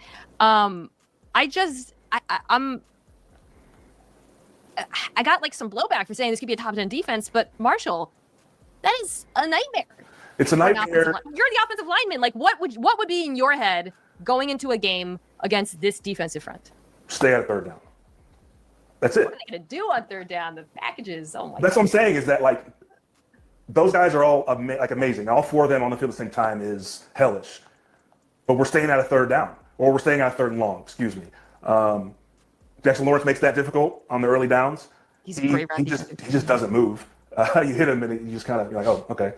But we'll see. Abdul Carter, you know, he likes to jet upfield or kind of dip. He has a lot of good bend. So I think he and Brian Burns give tackles problems on, you know, like man blocks. They kind of do that J.J. Watt thing where they take a gap and they'll take a chance sometimes. And so if you get some splash TFLs early and that gets people behind the chains, that's definitely possible. But you've got to run at this defensive front. You've got to stay ahead of the chains. You know, their run defense wasn't great. And so ultimately they're also looking to get you in the 3rd down because they're going to eat you alive. But this is, you know, you go into the Giants games thinking, all right, we're going to have to control the ball early downs, a lot of screens, a lot of quick passes, kind of see where they're at, see where they line up. Because I mean, I imagine they're going to Thibodeau's going to be all over the place. I mean, they can end up doing the spaghetti on a plate thing if they wanted to. Yep. But I love pass rushes because they can close games out. But you got to get to that situation first. Yeah. You've got to get there first. And I have questions about that, their run defense allowing them to be in those positions. Yeah, that's where you start thinking about who's going to be on the field when and you know, in terms of run defense, like Abdul Carter is a little undersized. Do you want Kayvon Thibodeau? Like, I know, yes, maybe he hasn't lived up to where he was drafted, but I still think he's a pretty complete player. He's actually very dynamic, solid against the run. That he's going to be Kayvon fills a role for us. That's why I say, like, Kayvon doesn't need to be great. He just needs to be a cog in the machine. And his role is more of a strong side, you know, edge rusher, where he's going to be more stronger against the run than an Abdul Carter or even a Brian Burns. Brian Burns is small, like thinner But he still holds his own against the run a lot better than I thought he would when I watched him on film. And so I actually wonder if that's going to get him on the field a little bit more than Carter year one. Maybe, I don't know, I'd be interested in seeing, or maybe you play Carter off the ball a bit in certain packages. But yeah, you got to be able to run the ball on this team. Shane Bowen, their defensive coordinator, likes to use light boxes. They were not horrible against the run last year, but without Dexter Lawrence, they were horrible. Fell off. But you just can't be in third line. Mina knows ball, bro. Like, these are type of things that like people who aren't Giants fans just don't know about. Like, Mina just knows ball. She knows Shane Bowen's scheme with light boxes and soft zones, and Mina knows what she's talking about, bro. Yeah, sorry. 5.6 yards per play. I'm signing up for that all day if I'm an offense against this defense. The pass defense is, I think, improved. They brought in 2 vets, Javon Holland and Paulson Adebo. Because I think, like you said, they're going to get a lot of quick game, so it's just going to be a lot of tackling, limiting yards after the catch is going to be paramount for them to avoid or to improve upon last year. But I feel pretty damn good about this unit. I do. I think they're really, I understand the optimism. I understand it. And, you like to think that coaches' sensibilities kind of trickle down to the players. Well, Brian Daboll is a desperate man. So maybe they play desperately with that, hair and fire kind of energy because they need it. You imagine, even if they're playing decently well, but they're 1-6, it's like this could go poorly really fast for them. And so I agree. Where does the team go from a morale standpoint, from an output standpoint? And that's assuming on the other side things aren't also falling apart. So I get the optimism from the pass rush explosion ability, but they got to get in those situations. Yeah, I think that's the other thing. Is like, right there, if the offense is bad, and the defense is going to have to play the run a bit more. Like, they're not going to have those like we were talking about the optimistic case or the hope for the Cowboys, which is a worse run defense, honestly, is like, well, they may not have to. Maybe the offense can put up some points, and they don't actually have to stop the run to that. I think that could be an issue for New York for sure. Yeah, because I do think this offense is going to struggle. Okay, the Philadelphia Eagles, the big. All right, there's that. That was a nice compilation of videos. I want to find more, not now, but for like a next live stream. I want to find more that we can react to. Let me find my thing there. There we go. I do want to find more that we can react to for a later stream. But yeah, I want to keep doing this, guys. I want to keep in touch with my community, my guys out here. We got 52 people across 2 platforms, across YouTube and X, Twitter. By the way, guys, I don't have it up there. I got to put the Twitch symbol up there. I will get to that soon because I just was able to change my name on Twitch to make it everything the same. But go into the description right now, everybody. Right now, go into the description and follow me on all those platforms. Even Instagram, TikTok especially. TikTok and Twitch especially. You guys can follow me on X. Hopefully you're subscribed here already. Royal GCJ. Yeah, I know. The end of an era, Jaden. End of an era. For those of you guys who don't know, my Twitch name used to be Royal GCJ. That was when I was trying to do my gaming stuff. That was like, I made that name. That name I created before Kid Blue. But so it kind of stuck. So I'm changing everything to Kid Blue RB27, so it's a lot easier to know who I am, and it's no confusion of what I do and stuff like that. Instagram is not. You saw that new thing they added where it shows your exact location. What? I gotta turn that off. I'm gonna get doxxed. What the hell? I gotta turn that off. I seen that map thing, but I don't know if it's default, like they know your location. I hope not. But yeah, everybody go right now. Go. I'll still be here. Go, cause I'm not getting off yet. Go right now and then come back here. Follow me on TikTok. Follow me on YouTube. Follow me on Twitter, and then follow me on Twitch. I gotta put the symbol up, but follow me on all that because this season is gonna be, guys. We are doing stuff on this channel with this name, Kid Blue RB27, that we've never done before. We are pumping out content. I'm trying to get on all platforms. I'm doing gaming streams on TikTok and Twitch. Also on Twitch, it's not just gaming stuff. On Twitch, during football games or right after football games when the highlights come out on YouTube, we're going to be reacting to Giants games and also highlights from all the NFL games on Twitch, because that's a lot better content over there, because we can actually use the highlights and not get copyright struck and then, get taken off the freaking platform. Because if I try to do that here, not only will they demonetize me, but they will strike my channel and they're going to block the video and they're also going to shadow ban my channel. YouTube is so terrible with that. On Twitch, we're able to actually watch NFL highlights on Twitch. So we're going to watch it together. I bought a green screen and everything, guys. We doing this. Like Flight Reacts, baby. We doing this. I figured out how to do it, and it's going to be fun. Film breakdown. We're going to do film breakdown. If you guys are interested on a lot of film breakdown stuff, we're going to be doing that on my membership page down below. Click the join button, $5 a month. We're going to be doing a lot of film breakdown stuff. Also membership streams as well. Because, again, with monetization, with YouTube and the NFL. This is not a YouTube problem. It's more of an NFL problem. The NFL just really comes after people doing film breakdowns now. Like stuff that helps promote their product. Film breakdowns are now being attacked. So I'm getting copyright strikes on film breakdowns I made 3 years ago. No joke. 3 years ago, I'm getting emails about my video being taken down. So on the membership program, I'm able to do that. I'm able to still put up film breakdowns, and also I want to overload the membership program because I used to not like making film breakdowns on Micah McFadden, like focusing on him, because that's not going to get any views. But for all my film junkies out there who actually pay for membership, pay for content, I'm going to give all of that to my members, because they deserve it. They're paying to help support the channel.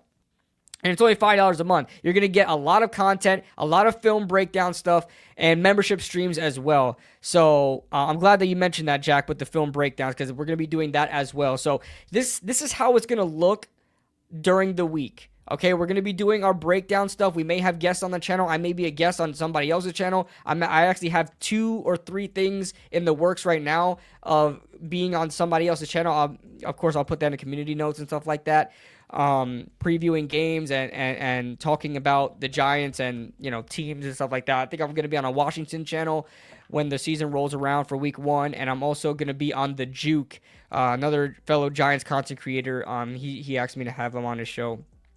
So I don't want to spoil it, but I don't think it matters. But we'll be there. Also, we're doing the Giants Roundtable on Tuesdays, guys. Giants Roundtable, it's also in the description. Subscribe there. Giants Roundtable, it's live. We have content creators from all from the NFC East. We have a new Eagles content creator. We also are bringing back J-Tuck and Rio. You guys know Rio Robinson. You guys know J-Tuck, bro. Awesome content creators for the Commanders and Cowboys, respectively. We're doing that on Tuesdays.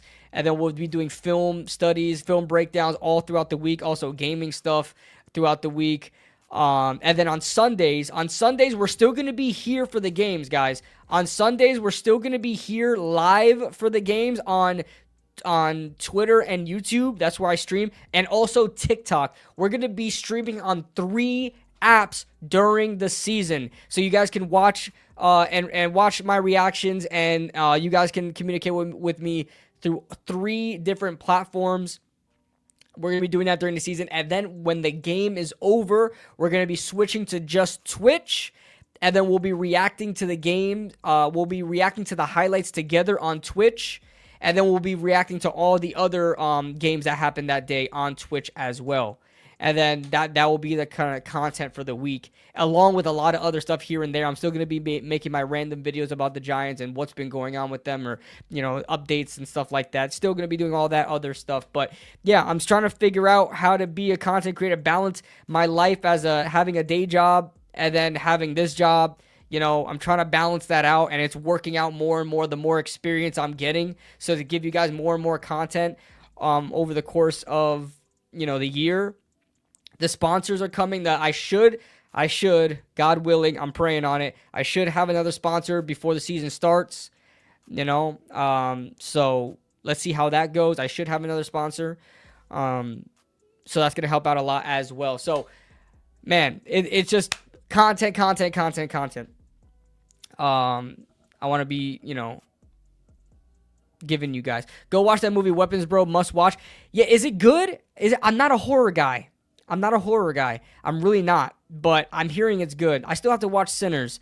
Sinners actually looked interesting because I just heard it was a fantastic movie. Like, not just a great horror movie, but just a fantastic movie. The reason why I don't like horror movies is because they're so generic and they're never really talked about as good in movies. You know what I'm saying? They're just like made to scare you. But I watched the previews on Sinners and it looks good, and they're saying it's actually a good movie. So that's like, okay, I'll probably watch it.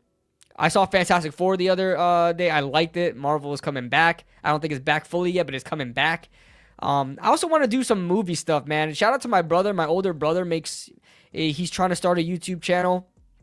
Maybe I'll link his. I want everybody to subscribe there right now. That's what I want. I'm gonna send you guys the link. Help my big bro out. His birthday's in a couple of days as well. I'm gonna be giving. Don't tell him though. I'm gonna give him. I'm sending him a gift.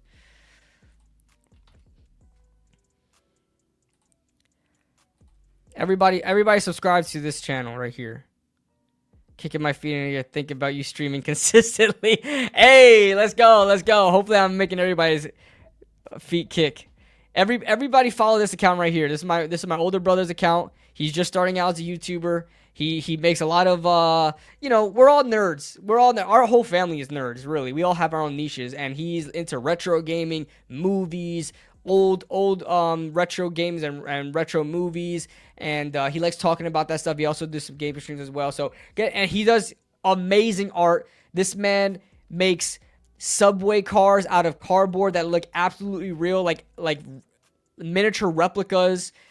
He made a gift for my dad, and it was one of the subway cars he took as a kid. Like, my brother's ultra talented, just needs the outlet, just needs the audience. Make sure you guys subscribe over there, man, and tell him KB sent you. So yeah, subscribe over there, man. Subscribe over there. What else we gotta talk about, man?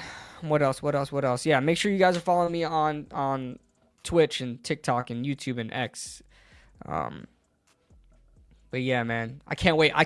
And also, shout out to my boy Mike Nixon, who's in the chat, who said keep it up, bro. Shout out to my boy Mike Nixon, who also had the amazing idea of going live when Hard Knocks drops on Twitch, because there's no copyright. Like, I don't know what Twitch got going on with copyright, how we're able to stream on there and not get copyright struck from like watching TV shows and stuff like that. You can't watch NFL games, of course. Like live TV, you can't watch live TV. But stuff that could be streamed, I'm sure I can watch Hard Knocks on there. I'm sure I can. So let's see. I don't think I'll be taken down, but I have to look into it. But if I can watch Hard Knocks live with you guys, and you guys can watch with me, come on. That sounds amazing. That sounds amazing. Yeah, Mike, that was a great idea. I'm going to look into if I can actually do that, because I'm really wondering how nobody has done that yet, if they can actually do it. So we're going to see. Bro's going to be streaming football, video games, movies. He's going to... I don't know. Yo. No, I don't think I'm going to do IRL. The only thing I'll do IRL is like going to football games like I used to do. When I go to football games, I'll stream IRL. You know, when I'm doing when I'm popping into tailgates and stuff like that. But let's see if I go to a game this year. I don't know if I will, man. I hope they're good. I was supposed to go to a game last year. And I decided not to go. It was supposed to be the Bucks game, and me and my boy, who's a Bucks fan, lives down here.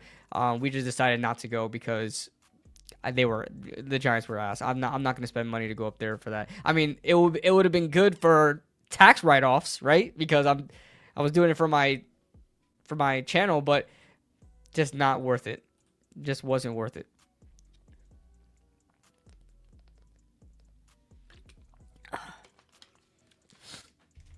But if the Giants are somewhat good, maybe I'll go. But they have a brutal schedule. What game would I go up and see? Tell me. Help me out here. What games would I go up to see? Realistically. Because they don't play down in Tampa Like they used to from like 2014. I want to say from like 20. Now they played them 2014. They didn't play the Bucks. They played them in 2013 though, and we beat the Bucks. That was actually our. Did they play the Bucks? No. They didn't play the Bucks in 2013. I don't think they did. But from 2015, that was Jameis's rookie year. 2015, like 2017, 18. They played them a lot. And so I was able to go to like 3 Giants games down here to see the Giants play Tampa. And I think I'm 1-2. I'm 1-2. Like the first one was a win. The second one was a win off of a field goal. And then the third one we got destroyed. That was where Brady was there in 2021. So what game would I legitimately go to? Is there actually one that I would actually go to, guys? I don't know. Let's see. Can I watch shows on Twitch? What is Twitch TOS on streaming movies and shows? Okay. Want to stream about since the new season coming out. I'm not sure if I'm allowed to stream. Just show certain ones. It is really not clear on the Twitch website. Well, let's see. Did you actually check the TOS? I have to ask you, in what way is the TOS unclear? My guess of the unclear part is the streamer, stream master chef, and assume it's not allowed. Not understanding crimes are illegal. And just because someone else got away with it doesn't mean it's not legal. Let's see. I see a question like this all the time, and it's the safest to assume that if it is not 100% your original work, it literally falls under copyright laws. Fair use is a loosely slipped term in what most. I would show you guys what I'm reading right now, but I don't know if I'm gonna. It's Reddit, okay? It's Reddit. I'm not gonna some foul language and stuff like that. Take it from me, it's not worth the ban. Damn, I don't know if it's TOS, man. Whether or not it's against TOS, surely you should understand meaning it's literally illegal to stream anything that you do not own rights to. You don't need to know TOS of the site to understand the law, surely. Yeah, but you see it all the time. They be streaming like freaking shows and stuff like that on the. I mean, you have to stick with like fair use laws, right? You have to stick with fair. I'm not. Yeah, we are playing in New Orleans, but New Orleans is way too far. I'm not. If I would go to a game, it would be at MetLife.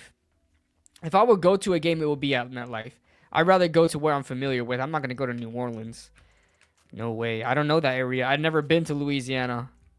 I don't think I would go there. Like the reason why I would go to MetLife is I got family up there. I stay with family. I'm not trying to rent a hotel or anything like that. Let me see that. Like, bro, didn't like Hassan Piker stream like 90 Day, like a whole season of 90 Day Fiance and not get in trouble? Like the Twitch team literally sang him happy birthday. What are we talking about? No, you generally cannot stream copyrighted television shows or movies on Twitch. Twitch terms prohibits broadcasting copyrighted content that you don't have permission to rebroadcast. However, you can use Twitch's watch parties feature to watch movies and shows with your viewers if you are a Amazon Prime member and everyone watching has an Amazon membership.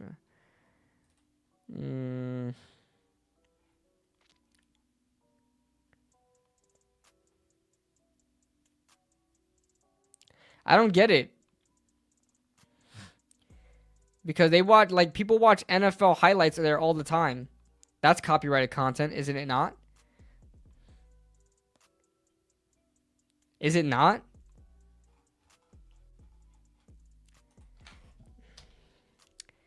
Can you stream NFL highlights on Twitch?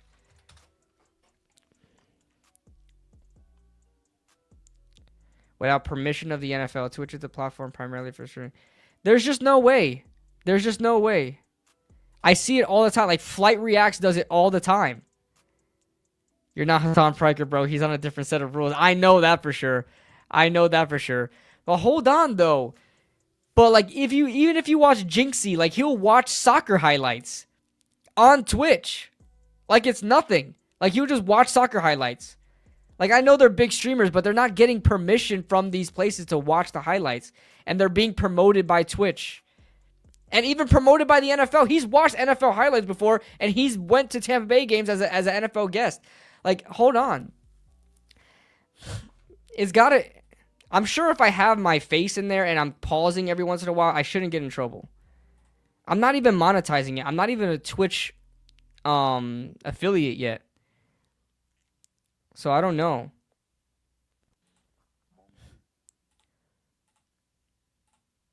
That's odd. It's odd. Huh.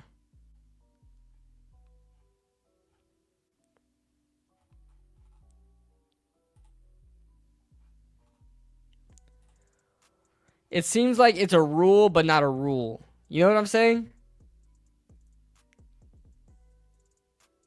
Look, I'm watching this guy on right now. This is on Twitch. He's watching.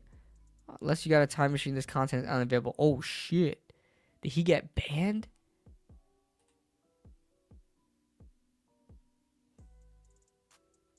Let's see. UFL and wide receiver highlights.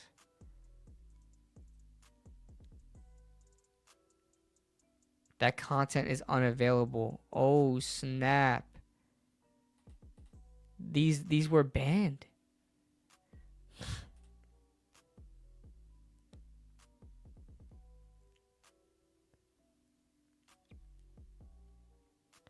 Yeah, but I'm sure you could watch it live. You just can't VOD it. It just can't be a VOD.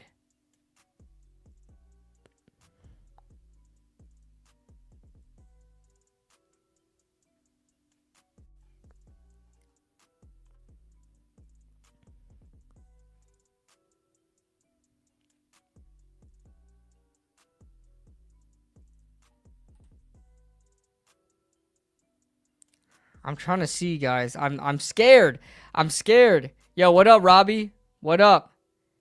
Appreciate you, Robbie. Right now, I'm trying to figure out if I'm able to stream on Twitch watching NFL highlights for the season because people do it all the time. So I want to see if I can do it. People do it all the time. Not even big streamers. Like,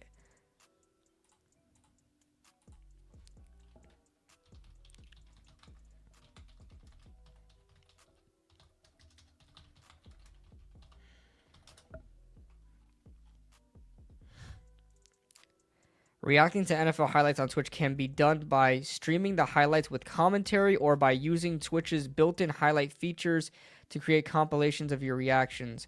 However, it's crucial to be aware of copyright issues and obtain permission from the rights holders before broadcasting copyrighted material like NFL highlights. Here's a breakdown of how to react to NFL highlights on Twitch. Let me share my screen real quick.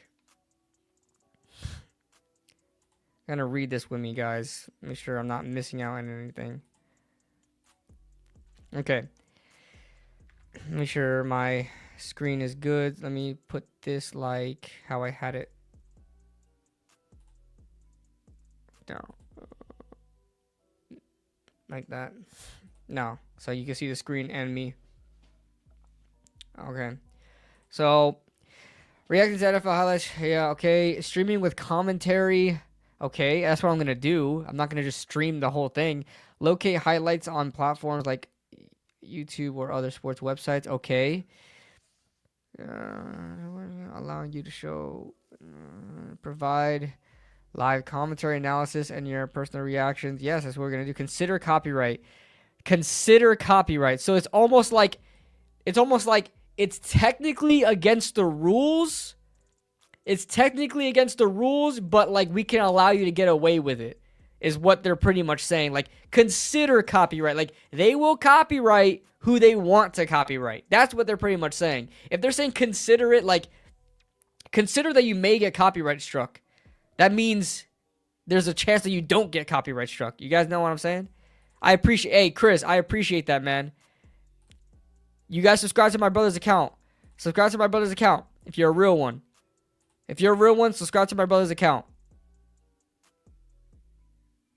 Right here. Right here. There's the link. It's not hyperlinked, so you guys have to like copy and paste, but If you just go on YouTube, I know if you put Little Eddie, like shows up this cartoon or whatever, so it's hard to find his channel. He's just starting it, guys. So it's like he's just trying to like hit the algorithm and stuff like that. So help him out a little bit. All right, back to reading this. So basically, you could get copyright struck. There's possibly that you don't. Oh, it is hyperlinked. It is hyperlinked, so you guys can just click on it. Creating highlights. Use Twitch. I create my own highlights. I don't use Twitch's thing, but get permission. How the hell am I gonna get permission from the NFL? If you want to use copyright, the safest way to approach the permission. How am I supposed to do that? Understand copyright strikes without permission. Your risk copyright can lead to your content being removed and channel being penalized. Twitch offers a reaction feature that allows viewers to anonymously react to moments in your stream. Yeah, I know that.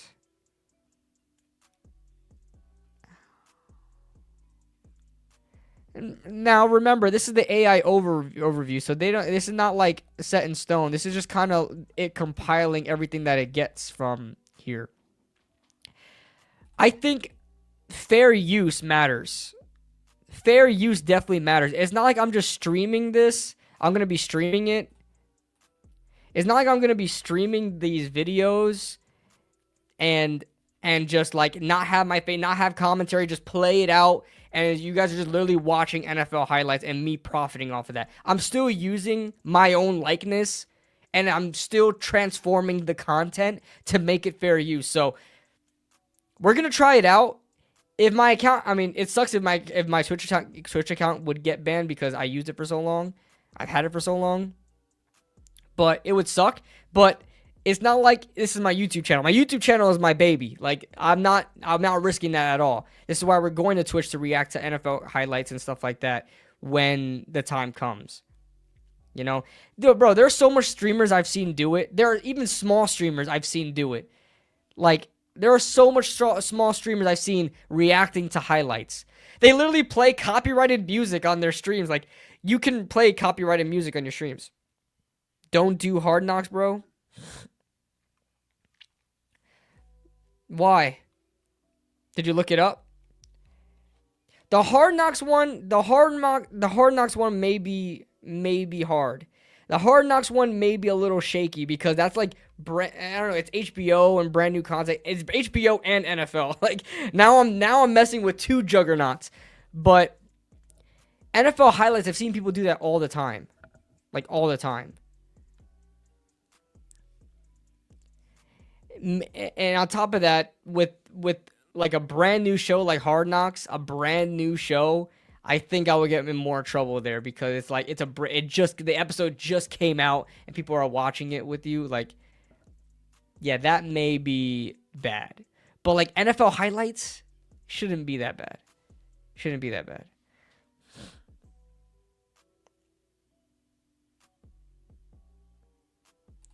See the train. Yeah, you guys want to see it? We could react to it real quick before we head out of here.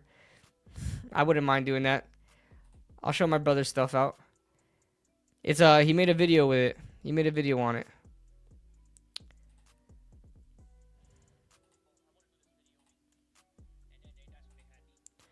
So let me oh, I see. Yeah.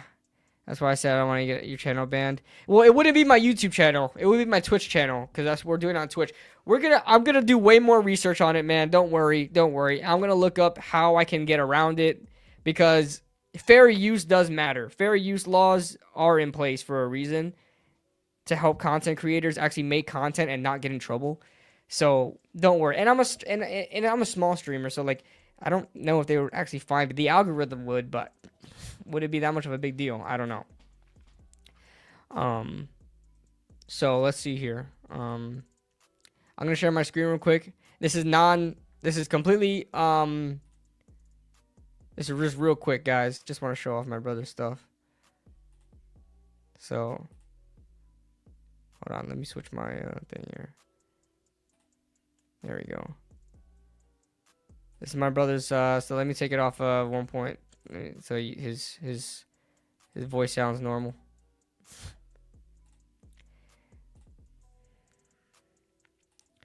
He made more, but this is all out of cardboard. And it actually, it looks even better in person.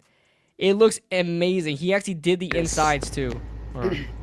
You can see the interior is the exact colors it used to be back in the 80s, early 80s. Because this is the train in my dad's childhood right here. So I looked it up, you know, the trains and how they looked. Because I already bro, knew this is out of cardboard, bro. One of these trains has been around since then. So, but I needed to look at what they looked like back in the 70s and the 80s, and they had the blue stripe. It was the silver with the blue stripes. Look how talented he is, bro. He needs more. He needs a bigger audience, man. He needs. That's when the IRT. He needs to hit that algorithm. The IND and the BMD, the BMT actually converted into the MTA. The MTA started bought them all out, each 3 divisions, and now they all were under MTA. So that's when they started doing the silver with the blue. And my brother's all New York, bro. All New York. He knows everything about New York. He knows every street. They had these. He knows every train. The MTA logos. Yeah, Jack, that's cardboard. It rolls. It has cardboard wheels, and it rolls. It's nice and smooth. And this man could have been an architect. In there. Still looks like cardboard. He still could be, man. So I built Look at it. all out of cardboard and some like the plexiglass. And look at it's like a plastic. Look at this. Look at the bottom, right? That's exactly how a train would look on the bottom. Like, usually you would have the underparts, like, you know, because I used to make paper guns as a kid, so we all had that artistic nature. I used to make paper guns. He used to make paper guns. I used to make paper guns look real. You know what I'm saying? But, like, the attention to detail is absolutely nuts when I saw this. And when you see it in real life, it's even more amazing. Like, if he had the materials, the funds and materials to make actual replicas himself, it would be insane, bro. Yeah. He had it in a nice case that he made himself. He made a case for it. Because some of it was already out of random materials. So I was like, yeah, I'll just leave it like that. And they had the blue doors also in the front and the rear of each car. They had these blue doors. This is the number 2 train, by the way, that goes through the South Bronx, from the area where my dad grew up. I want to see if he shows the inside. 241st Street, which is the Bronx. Parts. Oh, he drew that, by the way. You see what he drew up there? The train and everything, and try to get it. My brother's like an artist, bro. Look at that. Look what he made up there. Hinges there. I mean, until I can he doesn't trace either. He's just naturally, he knows how to draw. Look at that Pokeball. It's a perfect circle. I made like. What the hell? Crappy little hinges there. I mean, until I could find him something better. You know, that's the other train he made. I made for him, and this I specifically made right here with cardboard and everything. By the way, too, the paint job is acrylic paint. I know, Robbie. I know. That's how I painted the train. This right here is silver, right? Like it's like the whole train, but this part of the train was actually of the car was actually like a matte color, so that's why I used like a matte silver, and this is actually like a silver, chrome silver, metallic silver. I mean, look at that. Yeah, I mean, let me see if it's a great looking train. This is actually the dad. Oh, let me see. He tries to show the interior. He even colored the same color that the interior was when he. See that inside the interior. I mean, you can see the seats. You can see the poles. Look at that. He made seats, poles. Colored the walls. Yeah, you can see the paint job. I mean, it's not really the greatest paint job. I mean, well, who's gonna stand here and look inside all day? I mean, at least it's in there. It's a great looking train. I really love this train. I want to make one for myself. I mean, I honestly want to keep it for myself, but no, this is made for my dad. So, my brother is, I think like 35 right now, something like that. He's my older brother. He's the oldest of the family. He's really ultra talented, bro. Ultra talented. Ultra talented. I think he has some other stuff on here. This is his channel, guys. Like he do reactions to he does movie reviews. I guess he watched Naked Gun. He'll do reactions to trailers. He's a nerd just like me. We love comic book stuff. So Spider-Man, Mortal Kombat, he was one of the reasons why I love Mortal Kombat, because growing up with him and the 1995 movie and him playing back then, I used to watch him play all that kind of stuff. So he just does a bunch of fun stuff, man. He bought this speed bus. If you guys watched the movie Speed, he bought this bus and finished it up the way it's supposed to be. He bought a replica from whatever, some like collector's edition replica, and it wasn't up to his standards, and he made it look even better. Like, dude's ultra talented. He loves retro gaming. Oh, look, see, he turned that replica. See, if you can see the thumbnail right here, before and after the replica, just made it better, man. So he does reviews. He's just trying to hit the algorithm, man. And they're just trying to be him, you know? So, I'm trying to see. He got some good views on his reviews of these retro game systems. Where's the one that he got a lot of views on? He had like a lot, like 5K or something like that.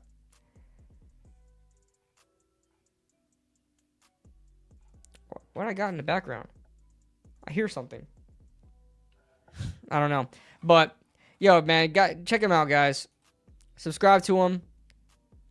Tell him KB sent you.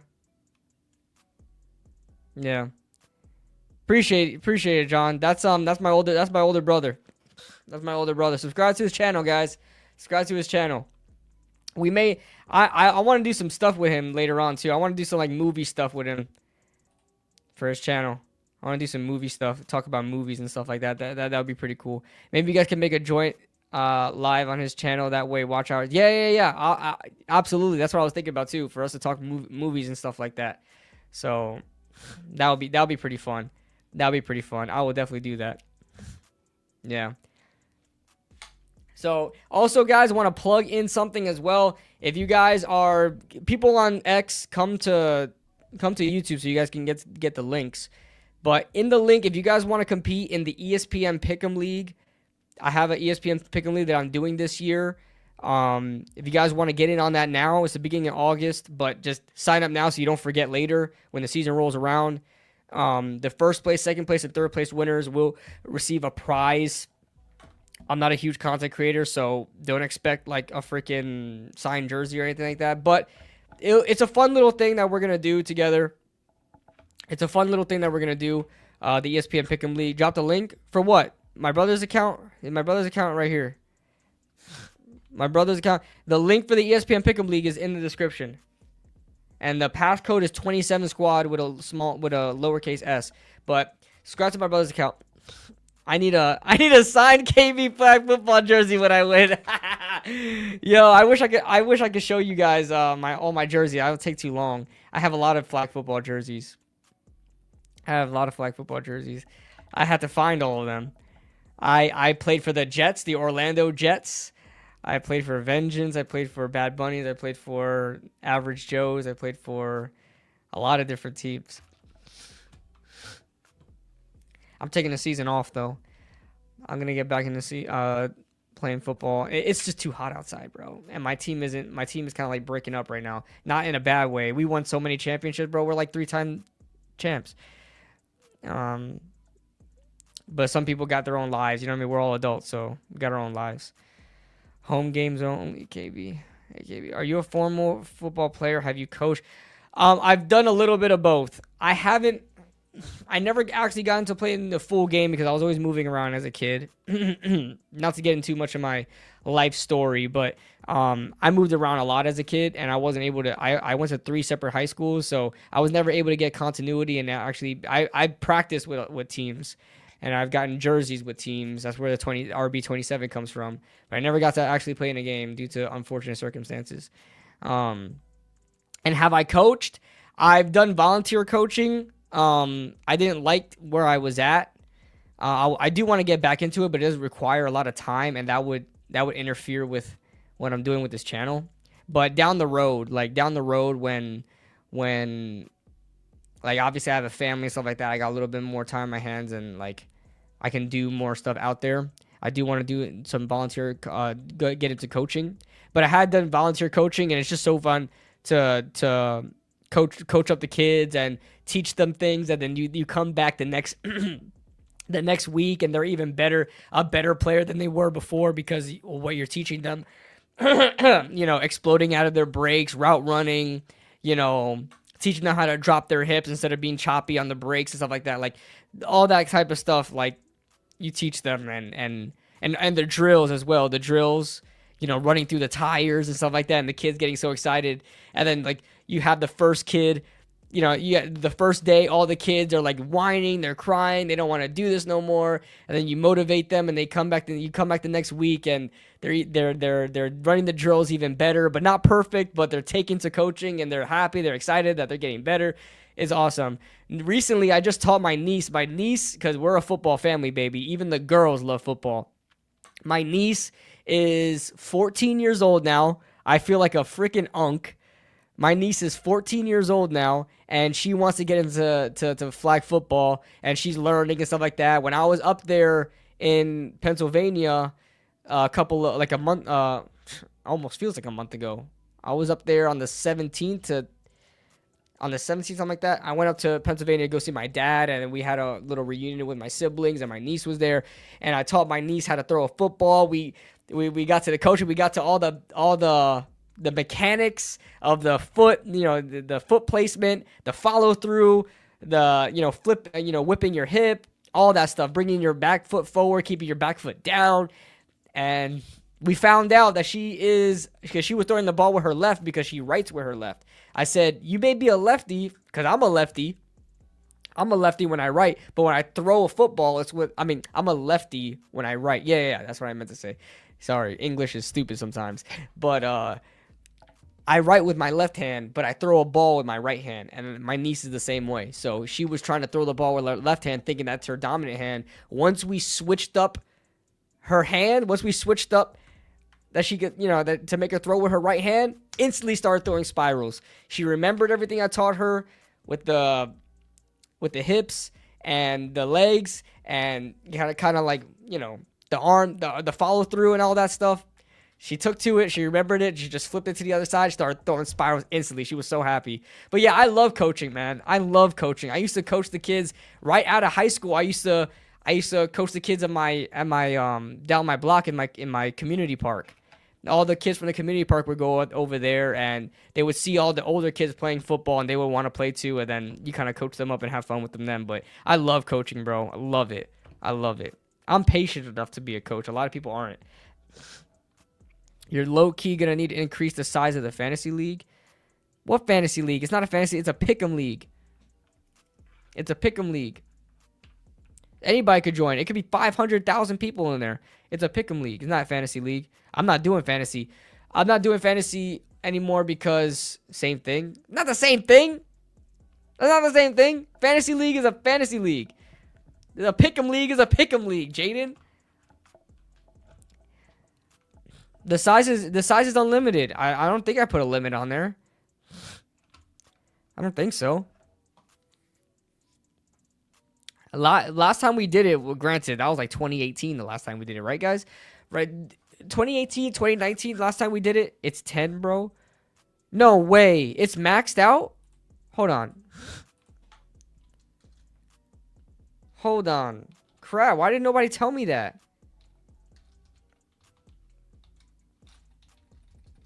I maxed it out?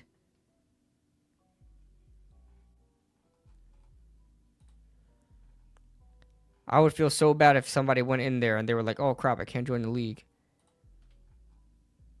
Group size 10. Oh my god, I'm so sorry, guys. Hold on. Everybody that wants to be a member, hold on. I'm going to adjust it right now.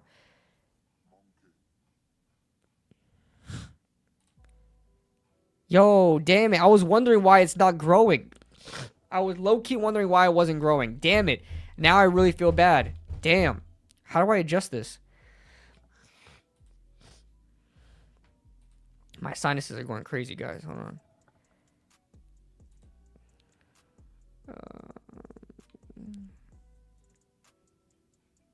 Wait, how do I adjust how much people could be in here? How do I adjust the group size? Hold on. How to adjust group size in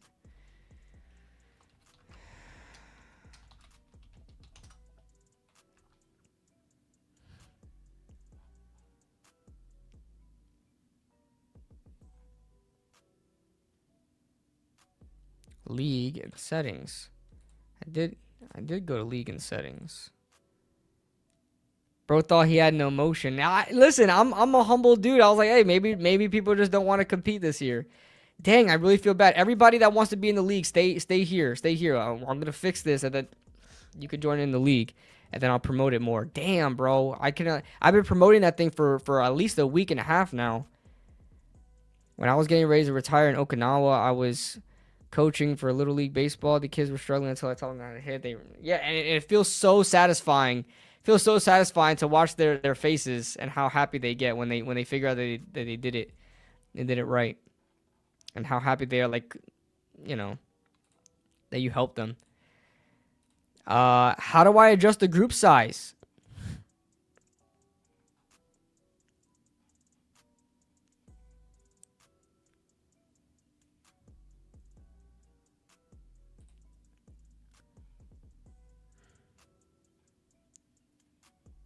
It won't tell me. It won't show me. Shit. What if I made another group? Let me see how it is like making another group. And create group. See, that's the thing though. When you create a group, it doesn't even say how much max. It doesn't even say. It doesn't give a limit. You could create a group right now. It doesn't say a limit. Wait, has anybody tried to get in the group and it doesn't work? I have to create a new one, bro. Has anybody tried to get in the group and it doesn't work? Like it says, like there's max. Maybe there's just 10 people in here, bro. Are we sure that the limit is 10? Because it says the group size is 10, but that's only because there's 10 people in here. I need somebody to just join in the group real quick to see if that's really true. It says I can invite friends. So it's not like it's not available. Man, you guys are confusing the hell out of me.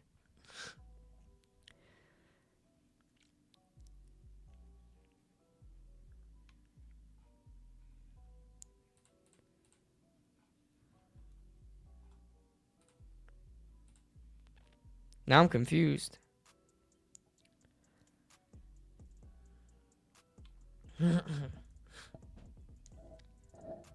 Wait. My bad. I told you. I really don't have motion anymore, Jaden.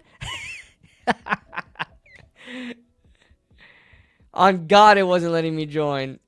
It probably just because it's ESPN's UI. Like, ESPN is really weird.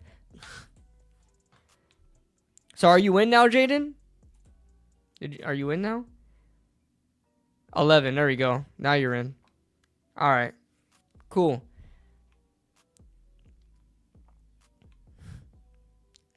And I have it to 1 entry, okay? 1 entry. Nobody can do 5 freaking entries and then like 5 different variations and they're going to win the league. 1 entry per week. Bro really has no motion. Listen, you know what's crazy, Jaden? You know what's crazy? When I made that ESPN Pick'em League back in 2019, I probably had like 2,000 subscribers. Who remembers that league? I think Mike was definitely there. That was like 30, 40 people in there. And I had 2,000 subscribers. Then again, this is still August. Let's be real, though. My channel has not been doing that well because I've been really neglecting it. I was on vacation twice in 1 month, so I was really busy. So I wasn't able to make videos, and there was just nothing to post on. I'll be honest with you guys. I don't think I want to do practice content anymore. I don't think I want to do the practice breakdowns anymore. Like I feel too much like a newscaster, like a news reporter. Like I don't like that. I like making content, entertaining content. I don't like making practice news reports anymore. That's how I really got started making YouTube videos. I don't think I want to do that anymore. Like for next year. I don't know. Some of you guys really like it. Some of you guys really do like it. I may do some sort of thing like that, but I don't think I'm going to keep doing 14-minute videos on breaking down practice. We'll see how it goes. We'll see how it goes. We'll see how the audience takes to it.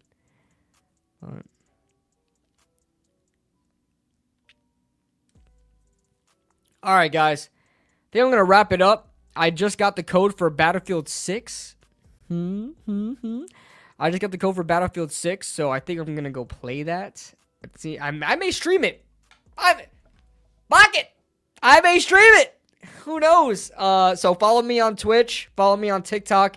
That's where it's going to be streamed to. I'm not going to bombard my YouTube channel with it, because I already did a 2-hour stream. The algorithm is not going to like me doing 2 separate streams like that. So if you guys want to see if I do go live to stream Battlefield, because I may be playing with my IRL friends, like my coworkers and stuff, like they might not want to go live. So we'll see. But let's see what happens. I'm really excited for Battlefield 6. And I am not buying Madden. I don't know if I'm going to buy Madden. I wanted to do content with Madden, and it could technically be a tax write-off, technically, because it's for my channel. I can technically make it a tax write-off. I created one on my other ESPN account. Okay, cool. But Mike, don't use it though, because I don't want you to have 2 entries. It wouldn't be fair for everybody else. Don't use it though. It was only for making sure that that's people could still join in, because Jaden is a moron. But just don't make 2 separate entries on it, because I don't want people to saying it's unfair. Okay. But what was I saying? Something about, yo, what is that I hear? I hear something. Is that this?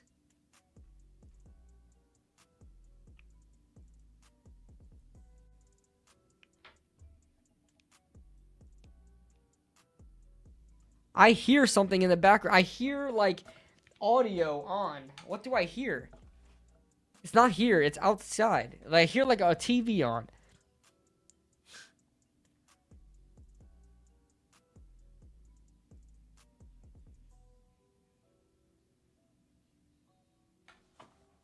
My headphones? Oh, my headphone is on.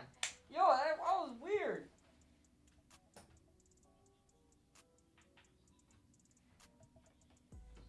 My earbuds were making me like tweak out, bro. Holy moly. I don't have anything on besides the Indianapolis game on my phone, but I thought I had the volume all the way down, because it's not coming from my phone. So I'm watching it right now, because it's not coming from my phone. But my headphones fell on the floor and it opened, and then the earbuds came out, and that's where it was on blast. Holy moly. That was weird. All right. All right, guys. I'm going to wrap this one up. Boom. We're going to be making some clips out of the content we just made right now. And I love doing this live, so I can make the clips so you guys could be in the clips as well. You know what I'm saying? I like that. That's pretty cool. So, that being said, awesome stream. 2-hour stream. Felt good about it. I might play some Battlefield 6. Might make some shorts. I don't know. Yeah. Subscribe to the channel. Follow me on all the links here. All the socials here. Links are in the description. Join the membership. Follow me on all the socials. Follow my brother. And are you streaming on Twitch tonight? I don't know, but just follow me anyway, just in case I do. I don't know if my friends are gonna want. I don't even know if I'm gonna play Battlefield 6 tonight, because I work the next day. But I don't know. I don't know if my friends are gonna want to be on public. So we'll see. But thank you guys so much for joining in. You guys are awesome. Till next time.